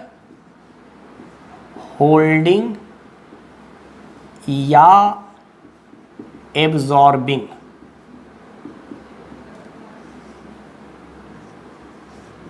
कैपेसिटी हाई है, क्योंकि ये भी एक तरह का पॉलीमर है। जब ये पॉलीमर है तो इसके मॉलिक्यूल के बीच बीच में थोड़े स्पेस होते हैं बेटा। जब इस नेचुरल की बात बता रहा हूँ, नेचुरल के बीच में क्या होता है कि इनके बीच में थोड़े से स्पेस ज़्यादा होते हैं, नेचुरल पॉलीमर के बीच में, और इन्हीं स्पेस में ये वाटर को होल्ड कर लेता है, यानी वाटर को सोख लेता है, जिससे फ़ायदा ये है कि इसमें हमें पसीना नहीं आता। गर्मी के दिनों में अगर आप इस्तेमाल करें तो आपको पसीना नहीं आता, क्योंकि जो बॉडी का कह सकते हैं स्वीटिंग है, पर्सपायरेशन है, पसीना है, वाटर है, उसको ये कपड़े अपने अंदर सोख लेते हैं। तो हमें पसीने का एहसास नहीं होता, हमें गर्मी नहीं लगती ज़्यादा, हमारी बॉडी कूल रहती है, ठंडी रहती है। लेकिन अगर आप सिंथेटिक तरफ आएँ तो सिंथेटिक फाइबर के बीच में गैप्स बहुत कम होते हैं, गैप्स कम होते हैं, तो इनके अंदर होल्डिंग कैपेसिटी बहुत कम होती है। वाटर होल्ड ज़रूर करेंगे बट बहुत कम, एक तरह से ना के बराबर, यानी वाटर होल्डिंग कैपेसिटी लेस है, यानी बहुत ही कम है। तो वाटर के होल्डिंग की कैपेसिटी या तो ज़्यादा होगी या वाटर के होल्डिंग की कैपेसिटी कम होगी। तो आप ये मान कर चलिए कि वाटर की होल्डिंग की कैपेसिटी ज़्यादा होती है नेचुरल के अंदर, क्योंकि उसके अंदर स्पेस ज़्यादा होते हैं। स्पेस ज़्यादा होते हैं तो उसका मतलब ये हुआ कि वाटर आराम से उसमें आ जाएगा। जबकि यहाँ पर अगर आप देखें सिंथेटिक में या मैन मेड में, तो यहाँ पर वाटर आसानी से नहीं आ पाता है क्योंकि स्पेस कम है। तो इसका मतलब ये हमारे लिए गर्मी के दिनों में पहनना उतना फ़ायदेमंद नहीं है। इसमें पसीना आएगा और आप अनकंफर्टेबल फील करना शुरू कर देंगे। एक तो ये नुकसान हो गया, तो आपको एक बेनिफिट एक नुकसान बताया जा चुका। आगे चलिए, आगे ये है कि इसके अंदर जो सिंथेटिक है एक फ़ायदा ये भी है कि ये रिंकल फ्री होता है बेटा, रिंकल फ्री होता है। जबकि इसके अंदर क्या हो रहा है, रिंकल की कैपेसिटी आ रही है, यानी ये आसानी से रिंकल हो जाता है। रिंकल के क्या माने हैं? रिंकल के माने ये हैं कि अगर आप कपड़ा लें और उसको आप धो दें तो धोने के बाद आपको आयरन करने की ज़रूरत पड़ेगी, वरना उसमें लाइनिंग आ जाती है। वो आप कह सकते हैं कि बहुत सरफेस उसकी क्लियर नहीं या स्मूथ नहीं होती है, उसके अंदर रिंकल्स आ जाते हैं, लाइनिंग वाइनिंग, वो पूरा मुड़ा हुआ टाइप का स्ट्रक्चर। विदाउट आयरन आप उसको नहीं पहन सकते हैं। तो उसी मुड़े हुए स्ट्रक्चर को, लाइनिंग स्ट्रक्चर को हम लोग रिंकल कहते हैं। तो इसमें रिंकल होता है। अच्छा, रिंकल होने की वजह क्या है? वही स्पेस आ गया तो बेटा वो जहाँ पे मुड़ गया है अब उसको वापस आने के लिए आपको आयरन करना पड़ेगा। तो स्पेस होते हैं, आप ध्यान से समझिए बात को। स्पेस होने की वजह से उसके पास इनफ टाइम होता है मुड़ने का, और मुड़ने के बाद वो जिस शेप में जाता है उसी शेप में रह जाता है। इसीलिए कहते हैं कि यहाँ पर चूंकि स्पेस है तो मुड़ने की टेंडेंसी ज़्यादा है। बेटा मुड़ गया तो इसका मतलब रिंकल आ गया। रिंकल आ गया तो आपको आयरन से वापस उसको अपने ओरिजिनल पोजीशन में लाना होगा। जबकि यहाँ पर स्पेस कम था तो मुड़ने के चांसेस बहुत कम थे। मुड़ भी गया, आपने सीधा किया, वापस मॉलिक्यूल सेट हो गए अपनी जगह पर और वो बिल्कुल कह सकते हैं रिंकल फ्री हो गया। अगर वो रिंकल पड़ा भी था, आप सीधे हाथ से ऐसे ही कर दें या शर्ट झाड़ दें, ऐसे ही शर्ट टांग दें, तो वो खुद ब खुद नेचुरली आप देखते हैं थोड़ी देर के बाद वो बिल्कुल स्ट्रेट हो जाता है। This is called wrinkle free. दूसरी बात, चूंकि इसने पानी कम रखा था अपने अंदर, जगह ही नहीं था, तो जब आप इसको धोएंगे तो धोने के बाद इस कपड़े के अंदर या इस फाइबर के अंदर पानी कम से कम जाएगा।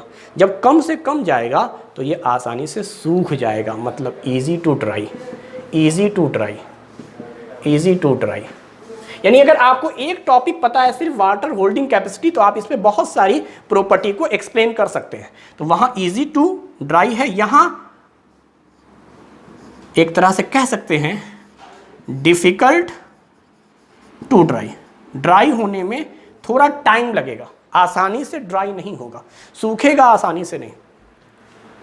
तो वाटर जहां ज़्यादा है वो होल्ड कर लेगा वाटर अपने अंदर, जिसकी वजह से आपको कंफर्टेबल फील होगा। समर सीजन में आप इसको पहन सकते हैं। दूसरा नुकसान क्या है? महंगा प्रोसेस है। और नुकसान क्या है?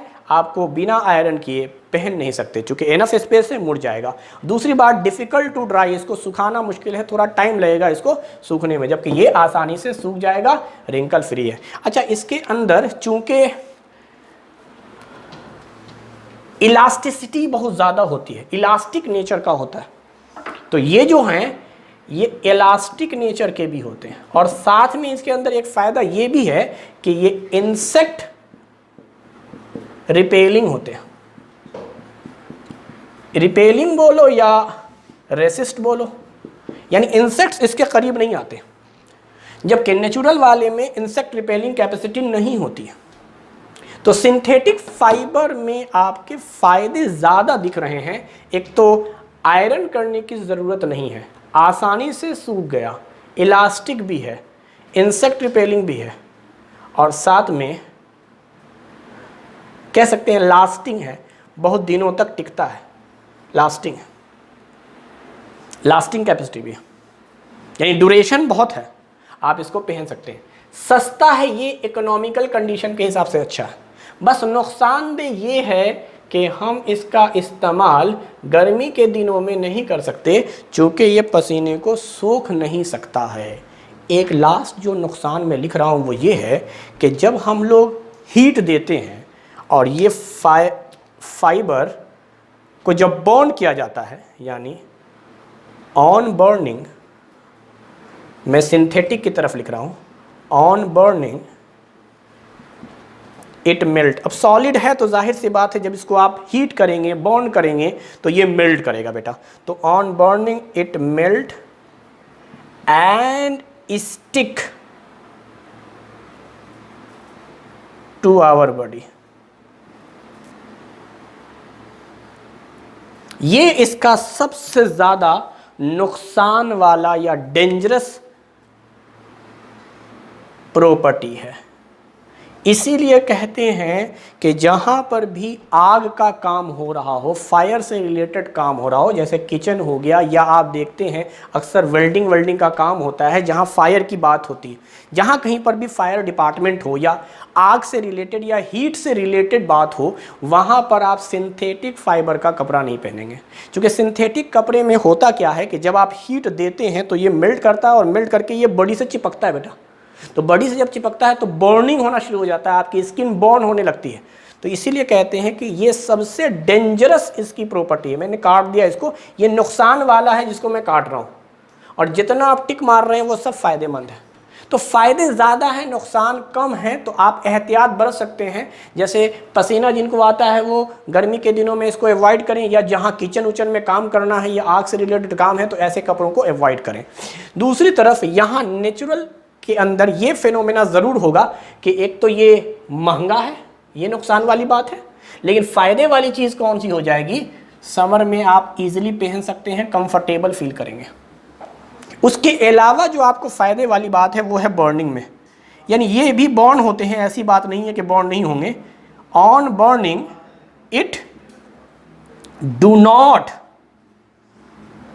Stick to our body. हमारे बॉडी को स्टिक नहीं करते हैं ये।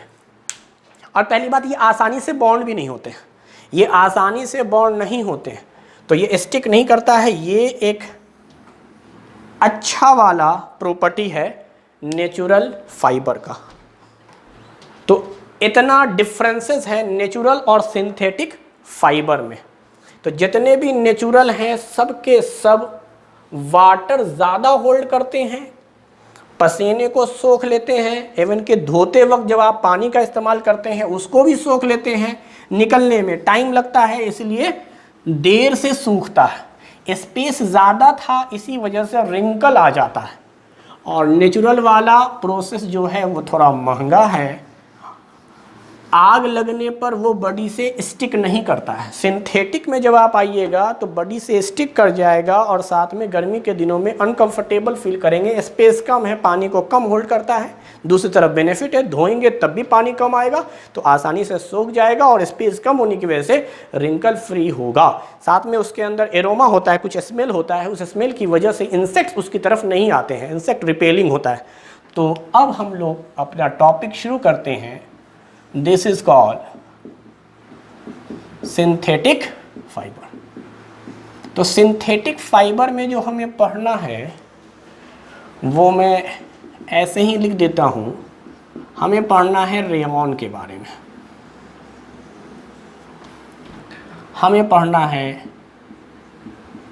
नायलॉन के बारे में, हमें पढ़ना है पॉलिस्टर के बारे में, और हमें पढ़ना है एक्राइलिक फाइबर के बारे में। याद हो तो मैंने आपको इसमें पहले ही बता दिया था कि ये क्या है। तो ये एक आर्टिफिशियल यानी मैन मेड यानी सिंथेटिक सिल्क है बेटा, ये आर्टिफिशियल सिल्क है। मेन जो सिल्क होता है जो नेचुरल है वो तो आप कह सकते हैं कहाँ से आया था, सिल्क वॉर्म से आया था। लेकिन ये वाला जो सिल्क है, ये सिल्क हम लोग ऑब्टेन करते हैं ये डायमंड बनाने के लिए। आर्टिफिशियल सिल्क ये होता है लकड़ी का वुड पल्प होता है, यहाँ से वुड पल्प से। यानी लकड़ी के आप छोटे छोटे टुकड़े लें या पल्प लें, उसको केमिकल फिनोमेना करते हैं। केमिकल फिनोमेना के बाद इसको एक तरह से लिक्विड में कन्वर्ट कर देते हैं, डार्क विस्कस लिक्विड, इसमें कन्वर्ट कर देते हैं बेटा। यानी यूँ समझो कि लकड़ी का कोई टुकड़ा है, उसमें कुछ केमिकल वेमिकल मिक्स किया, मिक्स करने के बाद वो गाढ़ा हो गया, हीट वूट दे के उसको गाढ़ा बना देते हैं आप, लिक्विड। उस गाढ़े लिक्विड में हम लोग सल्फ्यूरिक एसिड डालते हैं। Sulphuric acid that is H2SO4। Sulphuric acid डालते हैं। जैसे ही सल्फ्यूरिक एसिड डालते हैं, अब इसमें थ्रेड जैसा, थ्रेड लाइक स्ट्रक्चर अपीयर होता है। इसी थ्रेड लाइक स्ट्रक्चर से हम लोग इसको बना लेते हैं सिल्क, यानी आर्टिफिशियल सिल्क। हालांकि इतने डिटेल में आपको जानना नहीं है, मैंने सिर्फ बता दिया कि इसमें बहुत सारा केमिकल प्रोसेस करना है। बहुत सारे केमिकल प्रोसेस से गुजारने के बाद आपको आर्टिफिशियल सिल्क मिल जाएगा। लेकिन फिर भी मैं बता दूं, ये सारा प्रोसेस उतना महंगा नहीं है जितना नेचुरल सिल्क बनाना है सिल्क वॉर्म से। तो ये आर्टिफिशियल वाला भले बहुत लेंदी प्रोसेस हो, लंबा हो, लेकिन इकोनॉमिकली पॉइंट ऑफ व्यू से बहुत सस्ता है, बहुत चीपर है। तो सल्फ्यूरिक एसिड हम लोग डालते हैं, उसके बाद ये क्लियर हो जाता है, बिल्कुल क्लियर करने के बाद इसको हम लोग रेशम की तरह इस्तेमाल कर लेते हैं। तो रेयॉन आर्टिफिशियल सिल्क है बेटा। लेकिन मैं बताऊं आपको, हायर क्लासेस में हम लोग जब डील करते हैं तो सिंथेटिक फाइबर में रेयॉन को नहीं रखते। सिंथेटिक फाइबर में रेयॉन को नहीं रखने का एक पर्पस ये है कि ये ऑब्टेन कहाँ से किया गया है, तो आप देखिए ये प्लांट से किया गया बेटा, वुड लकड़ी का इस्तेमाल किया गया है। और प्लांट से जब आप ऑब्टेन कर रहे हैं तब तो ये नेचुरल होना चाहिए।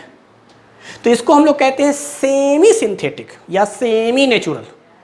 तो रेयॉन के बारे में याद रखिएगा, रेयॉन कंप्लीटली सिंथेटिक नहीं है। रेयॉन के बारे में कहते हैं it is a semi synthetic fibre.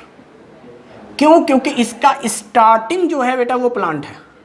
हाँ, उसके बाद आपने केमिकल का इस्तेमाल किया, उसके बाद सब केमिकल है, दिस ऑल आर केमिकल। आपने स्टार्टिंग में एक नेचुरल लिया, उसके बाद आपने सिंथेटिक लिया। इसी वजह से रेयॉन को हम लोग कहते हैं सेमी सिंथेटिक फाइबर। और याद रखिएगा, जितने भी सिंथेटिक बने हैं उसमें सबसे पहले रेयॉन बना है। लेकिन रेयॉन को चूंकि हम लोग सिंथेटिक की कैटेगरी में नहीं लेते हैं, इसीलिए हम लोग रेयॉन को फर्स्ट सिंथेटिक फाइबर नहीं कहते हैं। सिंथेटिक फाइबर में क्लास में आपके जरूर दिया हुआ है, लेकिन फर्स्ट सिंथेटिक नायलॉन को कहते हैं। उसकी वजह यह है कि क्योंकि यही तीनों हैं जो कंप्लीटली सिंथेटिक हैं, क्योंकि वो वाले को तो मैंने कह दिया सेमी सिंथेटिक फाइबर। तो इतनी सारी बातें हो गई कि वो ऑब्टेन कैसे होता है। नायलॉन के बारे में कुछ बात करते हैं, फिर उसके बाद उसको मिटा के और लिखेंगे। नायलॉन जो है वो कह सकते हैं ये भी एक तरह से अपीयर होता है, अपीयर लाइक सिल्क। ये भी सिल्क की तरह ही दिखता है बेटा, रिजम्बल लाइक सिल्क, सिल्क की तरह ही होता है। ये बनता है ऑब्टेन बाई, इसका हम लोग इस्तेमाल करते हैं, जैसे कोयला है, कार्बन का है, तो ये केमिकल है बेटा।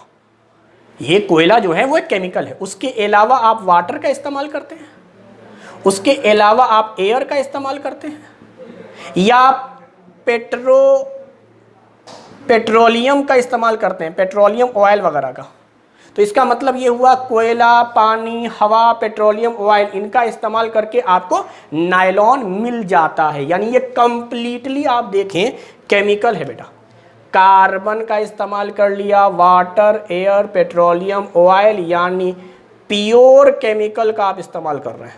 प्योर केमिकल, प्योर केमिकल के इस्तेमाल के बाद आपको मिल रहा है नायलॉन। ठीक है, प्योर केमिकल के बाद आपको मिल रहा है नायलॉन। नायलॉन के बारे में कहा जाता है कि ये फर्स्ट सिंथेटिक फाइबर है, क्योंकि मैंने कहा ना कि ये सेमी सिंथेटिक फाइबर है, तो फर्स्ट सिंथेटिक फाइबर जो है, first synthetic fibre is nylon. अब सवाल हुआ फर्स्ट सिंथेटिक फाइबर है तो कहाँ बना, कब बना, कब इस्तेमाल हुआ, कैसे कैसे इस्तेमाल हुआ। तो बात शुरू होती है 1931 में, 1931। इन 1931 में दो कंट्री ने एक साथ दावा किया नायलॉन फाइबर बनाने का। मतलब उन्होंने उस वक्त नायलॉन नहीं कहा था, उन्होंने कहा था कि मैंने एक फाइबर बनाया है जो कि स्ट्रॉन्गेस्ट फाइबर है, उसका इस्तेमाल हम लोग कर सकते हैं काफ़ी हेवी चीज़ बनाने में। तो इसका मतलब 1931 में दो कंट्री थी बेटा। एक कंट्री का नाम था न्यूयॉर्क, न्यूयॉर्क में एक शहर है अमेरिका का, न्यूयॉर्क। दूसरा लंदन, यूनाइटेड किंगडम जो है इंग्लैंड, उसका है लंदन। 1931 में ये दो कंट्री ने, या यूं दो शहर ने दावा किया आपको, अमेरिका ने, इंग्लैंड ने। अमेरिका में न्यूयॉर्क शहर के लोगों ने दावा किया, वहां के साइंटिस्टों ने, और इंग्लैंड में लंदन के लोगों ने दावा किया कि हमने एक स्ट्रॉन्गेस्ट फाइबर बनाया है। तो यही वजह है कि इसका नाम रख दिया गया दोनों की इस पर। न्यूयॉर्क से लिया NY आपने, बोलो, और लंदन का आपने लिया स्टार्टिंग का 3 वर्ड LON। तो ये जो नायलॉन है इसमें NY रिप्रेजेंट करता है न्यूयॉर्क को और LON रिप्रेजेंट करता है लंदन को। तो बाद में नाम रखा गया नायलॉन। नायलॉन मतलब दो शहरों के नाम हैं, न्यूयॉर्क एंड लंदन। 1931 में यह दावा किया गया। तो इन लोगों ने इसी तरह से स्ट्रॉन्गेस्ट फाइबर बना लिया। मैं इसको लिख रहा हूं कि नायलॉन की प्रॉपर्टी है कि इट इज स्ट्रॉन्गेस्ट फाइबर, सबसे स्ट्रॉन्ग फाइबर है बेटा। ठीक है, इसका टेंसाइल स्ट्रेंथ ज़्यादा है, इलेक्ट्रिक, वो सब तो वही जो हम लोगों ने सिंथेटिक के बारे में बोला है कि इसके अंदर जो होगा वाटर होल्डिंग कैपेसिटी बहुत कम है, दूसरी बात रिंकल फ्री है, इलास्टिक नेचर का है, वो सब चीज़ें ठीक है। इसका इस्तेमाल कहाँ करते हैं ये इंपॉर्टेंट है। तो इसका इस्तेमाल किया जाता है बेटा पैरासूट में, क्लाइंबिंग रोप,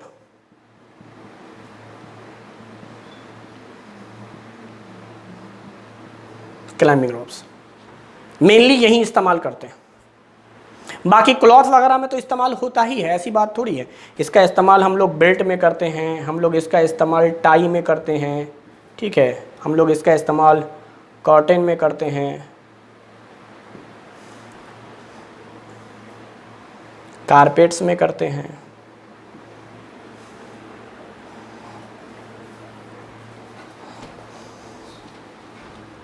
तो नायलॉन बना हुआ किससे है? फर्स्ट सिंथेटिक फाइबर है। 1931 में इसका इस्तेमाल किया गया, 1931 में ये चीज़ बना, 1931 में ये चीज़ बनाई गई। लेकिन दुनिया के सामने जब इसको इंट्रोड्यूस किया गया तो ये ज़माना था 1939 का। ये भी इंपॉर्टेंट है, थोड़ा डेट वाइज मतलब हिस्ट्री पे आ जाते हैं। बना है, सिंथेसिस किया गया इन 1931। ये जो हमने साल लिखा है ये सिंथेसिस का साल लिखा है, इसको बनाया गया पहली बार दो अलग अलग मुल्क के दो अलग अलग शहरों में, अमेरिका के न्यूयॉर्क में, इंग्लैंड के लंदन में। लेकिन दुनिया के सामने इंट्रोड्यूस किया गया, इंट्रोड्यूस इन 1939 में। 8 साल बाद दुनिया को बताया गया कि हमने दुनिया का सबसे स्ट्रॉन्गेस्ट फाइबर बना लिया है। 1939 में बताने के पीछे शायद रीज़न ये था कि ये वही ज़माना था जब सेकेंड वर्ल्ड वॉर शुरू हो गया था। सेकेंड वर्ल्ड वार 1939 से 1945 तक चला है। और जैसे ही बताया गया वैसे ही आप कह सकते हैं in 1940 it was used in world war second as, किस तरह इस्तेमाल किया गया है?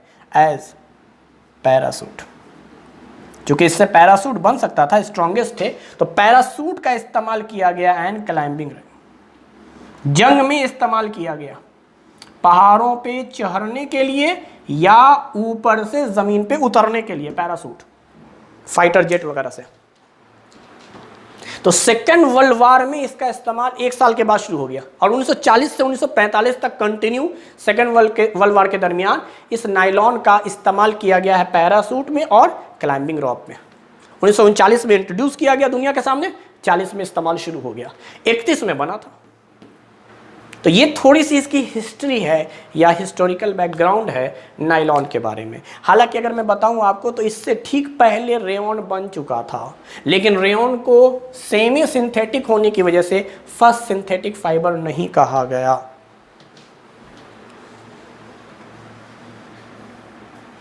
तो इतनी इंफॉर्मेशन है नायलॉन के बारे में। फर्स्ट सिंथेटिक फाइबर है, 1931 में बना, प्योर केमिकल से बना हुआ है, कोल, एयर, वाटर, पेट्रोलियम, इसका इस्तेमाल हम लोग करते हैं पैरासूट में, इसका इस्तेमाल हम लोग करते हैं क्लाइंबिंग रॉप में। सेकेंड वर्ल्ड वार के वक्त इंट्रोड्यूस किया गया और 1940 में इसका इस्तेमाल शुरू हुआ ड्यूरिंग सेकेंड वर्ल्ड वार। वापस थोड़ी सी इंफॉर्मेशन रेयॉन के बारे में दे दें। रेयॉन के बारे में आपको मैंने ये बोला कि ये आर्टिफिशियल सिल्क है, सेमी सिंथेटिक फाइबर है, चूँकि इसका इस्तेमाल हम लोगों ने जो किया था बनाने का सिलसिला वो किया था वुड पल्प से, यानी वो प्लांट था, फिर उसके बाद केमिकल इस्तेमाल वगैरह किया। इसमें बहुत सारे प्रोसेस आते हैं, उन प्रोसेस को हम लोग जनरली लिख नहीं रहे हैं। वो तमाम केमिकल प्रोसेस से गुजारने के बाद आपको रेयॉन मिल जाता है। रेयॉन जो है इसका इस्तेमाल हम लोग जनरली क्लॉथ में करते हैं, यानी टी शर्ट, शर्ट है ना, बेडशीट, इनमें इस्तेमाल किया जाता है। दूसरा ये मिक्स भी होता है बेटा, इसको मिक्स भी किया जाता है। ये तो मैंने सिंह थोड़ा सा लिख दिया आपको। रेयॉन को मिक्स किया जाता है, रेयॉन को मिक्स किया गया है, मिक्स विथ, अब आप देखिए किसके साथ मिक्स किया गया, कॉटन के साथ, कॉटन के साथ मिक्स किया गया। दूसरी बात, इसको मिक्स किया गया है मिक्स्ड विथ ऊल, ऊन के साथ। तो जब इसको मिक्स करते हैं कॉटन के साथ तो बनाते हैं बेडशीट, चादर वगैरह, बेडशीट। और जब ऊल के साथ करते हैं तो बनाते हैं कारपेट्स, कारपेट्स। ऊन का थोड़ा सा ऊनी वाला आपको फीलिंग आएगा और वहाँ बेडशीट वगैरह बनाते हैं। तो ये एक थोड़ा सा क्लासिफिकेशन है कि रेयॉन अकेले भी इस्तेमाल होता है, मिक्स करके भी। चूँकि सेमी सिंथेटिक है ना तो कोई दिक्कत नहीं है, हम लोग इस्तेमाल कर सकते हैं इसको प्लस नेचुरल, इसको प्लस नेचुरल, इनका मिक्स करके भी इस्तेमाल किया जाता है। अब आइए हम लोग आते हैं पॉलिस्टर की तरफ। अच्छा, नायलॉन में एक बात और आपको बता दें, नायलॉन पॉलीमर है, it is a polymer of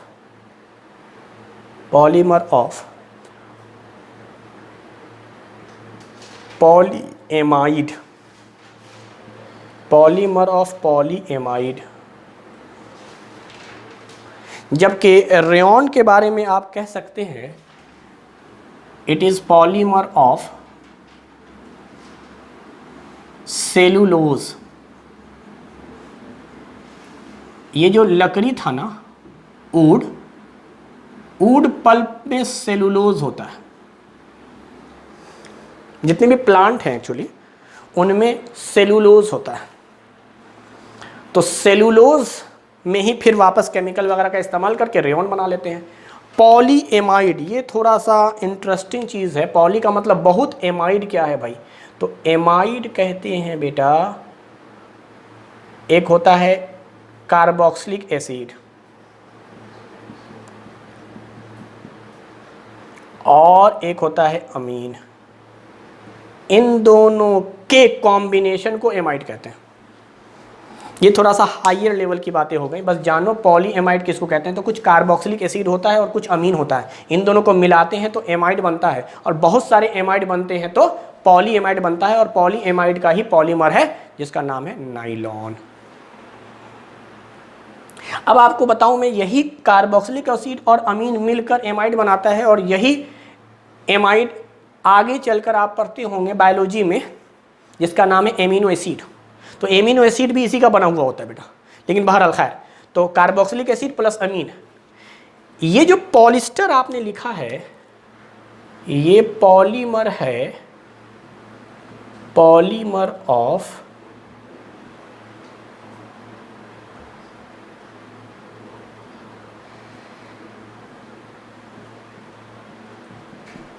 carboxylic acid plus alcohol. यानी इसी के लिए मैंने पढ़ाया आपको, नाइलॉन में अमीन आ जाएगा और यहाँ एल्कोहल आ जाएगा, यानी कार्बोक्सिलिक एसिड प्लस एल्कोहल मिलकर पॉलिस्टर बनता है। कार्बोक्सिलिक एसिड प्लस एल्कोहल मिलकर पॉलिस्टर बनाएगा। तो याद रखिए, कार्बोक्सिलिक एसिड एल्कोहल मिलकर पॉलिस्टर बना रहा है, कार्बोक्सिलिक एसिड अमीन मिलकर नाइलॉन बना रहा है। ये कार्बोक्सिलिक एसिड और एल्कोहल जब मिलते हैं, इन दोनों का कॉम्बिनेशन, जैसे मैंने कहा इन दोनों का कॉम्बिनेशन एमाइड कहलाएगा, इन दोनों का कॉम्बिनेशन बनता है ईस्टर। ईस्टर, और इस प्रोसेस को कहते हैं एस्टरिफिकेशन। ये जब थोड़ी सी हायर क्लास में आप जाएंगे, 10th में मेरे ख्याल से ये रिएक्शन पढ़ना है कार्बन कंपाउंड में, कार्बोक्सिलिक एसिड प्लस एल्कोहल को मिलाते हैं तो क्या बनता है? ईस्टर। ईस्टर बनता है, इसलिए नाम है इसका पॉली ईस्टर। इसका नाम था पॉली एमाइड, जिसको हम लोगों ने नाइलॉन पढ़ा। तो पॉली एमाइड पॉलिस्टर, बड़ा आसान है। एमाइड में कार्बोक्सिलिक के साथ एमीन होगा, एमाइड है ना, अमीन होगा, और ईस्टर बनना है, ईस्टर बनता है कार्बोक्सिलिक प्लस एल्कोहल का। अब आपको मालूम है एल्कोहल के अंदर एक स्मेल होती है बेटा, हालांकि एल्कोहल की स्मेल तो बड़ी खराब सी होती है, लेकिन ये एल्कोहल जब कार्बोक्सिलिक एसिड के साथ मिलता है तो ईस्टर बनता है। ईस्टर की जो स्मेल है वो बड़ी अच्छी स्मेल है, इसको एरोमा कहते हैं बेटा, एरोमा स्मेल है। एरोमा का मतलब हो गया प्लीजेंट, मतलब अच्छी खुशबू देता है, अच्छी खुशबू देता है।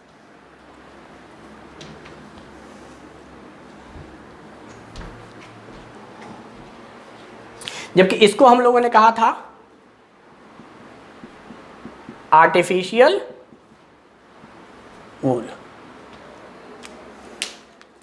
तो ये है पॉलिस्टर यानी polymer of carboxylic acid plus alcohol, ये है पॉली एमाइड यानी कार्बोक्सिलिक प्लस अमीन, और वो उसका सोर्स तो आपको पता ही दिया गया। तो ये सब पूरा केमिकल है बेटा, पूरा का पूरा केमिकल है, केमिकल के सोर्स से बन रहा है। तो पॉलिस्टर में हमें थोड़ा सा जानना है, तो ये तो मैंने ऐसे ही सिर्फ समझाने के लिए बता दिया कि ये पॉलीमर है किसका। अब इसमें जो आपको पढ़ना है वो ये पढ़ना है कि हमारे पास जो पॉलिस्टर हैं, हमारे पास जो पॉलिस्टर हैं, जिस एरोमा वगैरह है, स्मेल वगैरह है, उसमें हमें पढ़ना है टेरिलीन,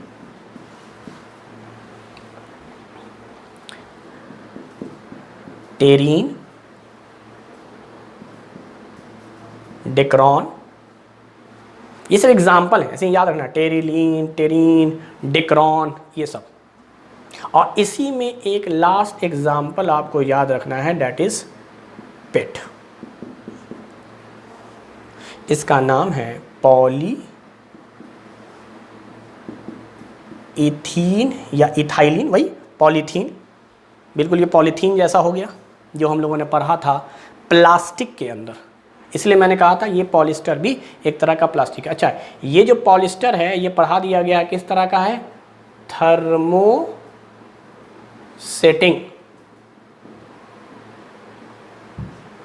और नाइलॉन के बारे में पढ़ाया गया थर्मोप्लास्टिक, वहाँ लिख दिया था मैंने नोट्स के तौर पे, rayon thermosetting.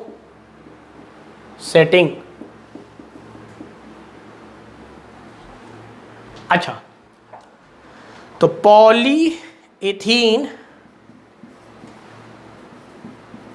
Phthalate, टरथैलेट, PS silent है बेटा, टरथैलेट ये नाम है इसका,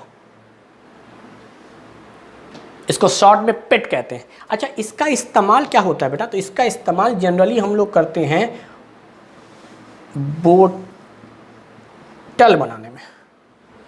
आप देखते होंगे कोल्ड ड्रिंक की बोतल है, ड्रिंकिंग वाटर की बोतल है ना, थर्मस वगैरह है, तो उसमें इस्तेमाल करते हैं इसको। काफ़ी हार्ड होता है, उसमें इस्तेमाल किया जाता है, क्योंकि ये थर्मोसेटिंग है, तो ये भी हार्ड है, आसानी से मेल्ट नहीं करता। आप गरम गरम चीज़ डाल दीजिए उसमें, आप जब गर्म चीज़ डालेंगे तो वो मेल्ट नहीं होगा, मोल्ट नहीं करेगा। वो प्लास्टिक जो है वो थर्मोसेटिंग है, जबकि ये मेल्ट कर जाएगा बेटा।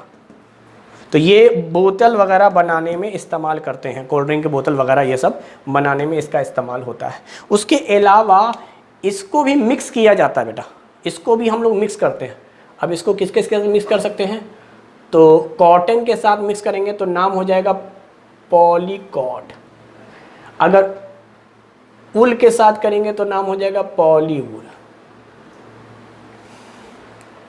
यानी या तो आप कॉटन के साथ मिक्स कर दीजिए तो नाम लगा दीजिएगा पॉलीकॉट, कॉटन का कॉट और वूल का पूरा वूल, या फिर इसी पॉलीकॉट को हम लोग कह सकते हैं टेरी, यहां से आया है कॉट, या टेरी वूल।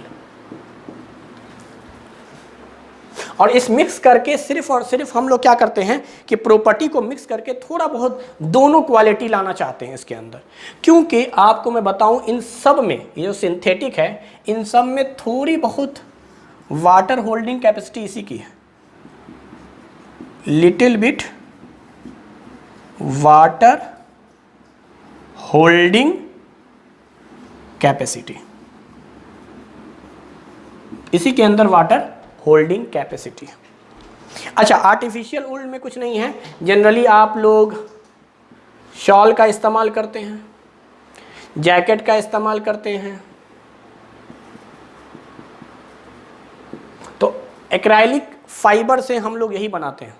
जैकेट हो गया, शॉल हो गया, है ना, बेडशीट, कारपेट हो गया, कालीन हो गया, इन सब का इस्तेमाल हम लोग करते हैं एक्राइलिक फाइबर से। तो आर्टिफिशियल वूल है एक्राइलिक फाइबर्स, इससे जनरली गर्म शॉल वगैरह ये सब बनते हैं। और पॉलिस्टर जो है उसमें ये सारे एग्जाम्पल आ गए। पॉलिस्टर बना हुआ है ईस्टर से, ईस्टर कहते थे कार्बोक्सिलिक एसिड प्लस एल्कोहल को, और बाकी ये सारी कहानी है। तो कुल मिलाकर आपको सिंथेटिक फाइबर में इतनी ही बातें पढ़नी हैं। उसके बाद मैंने पहले ही आपको क्लासिफाई कर दिया कि हमारे लिए इम्पॉर्टेंट क्या है। तो इम्पॉर्टेंट हमारे लिए दोनों हैं, नेचुरल भी है और सिंथेटिक भी है। सिंथेटिक में डिपेंड करेगा कि इस्तेमाल आपको कैसा करना है, इस्तेमाल जैसा करना है वैसा आप कर सकते हैं। जैसे मिसाल के तौर पे अगर मुझे सिंथेटिक ही पहनना है कपड़ा, लेकिन मैं चाह रहा हूँ कि मुझे गर्मी कम लगे, तो मैं रेयॉन का कपड़ा पहनूंगा, क्योंकि रेयॉन के अंदर थोड़ा बहुत वाटर होल्डिंग कैपेसिटी है।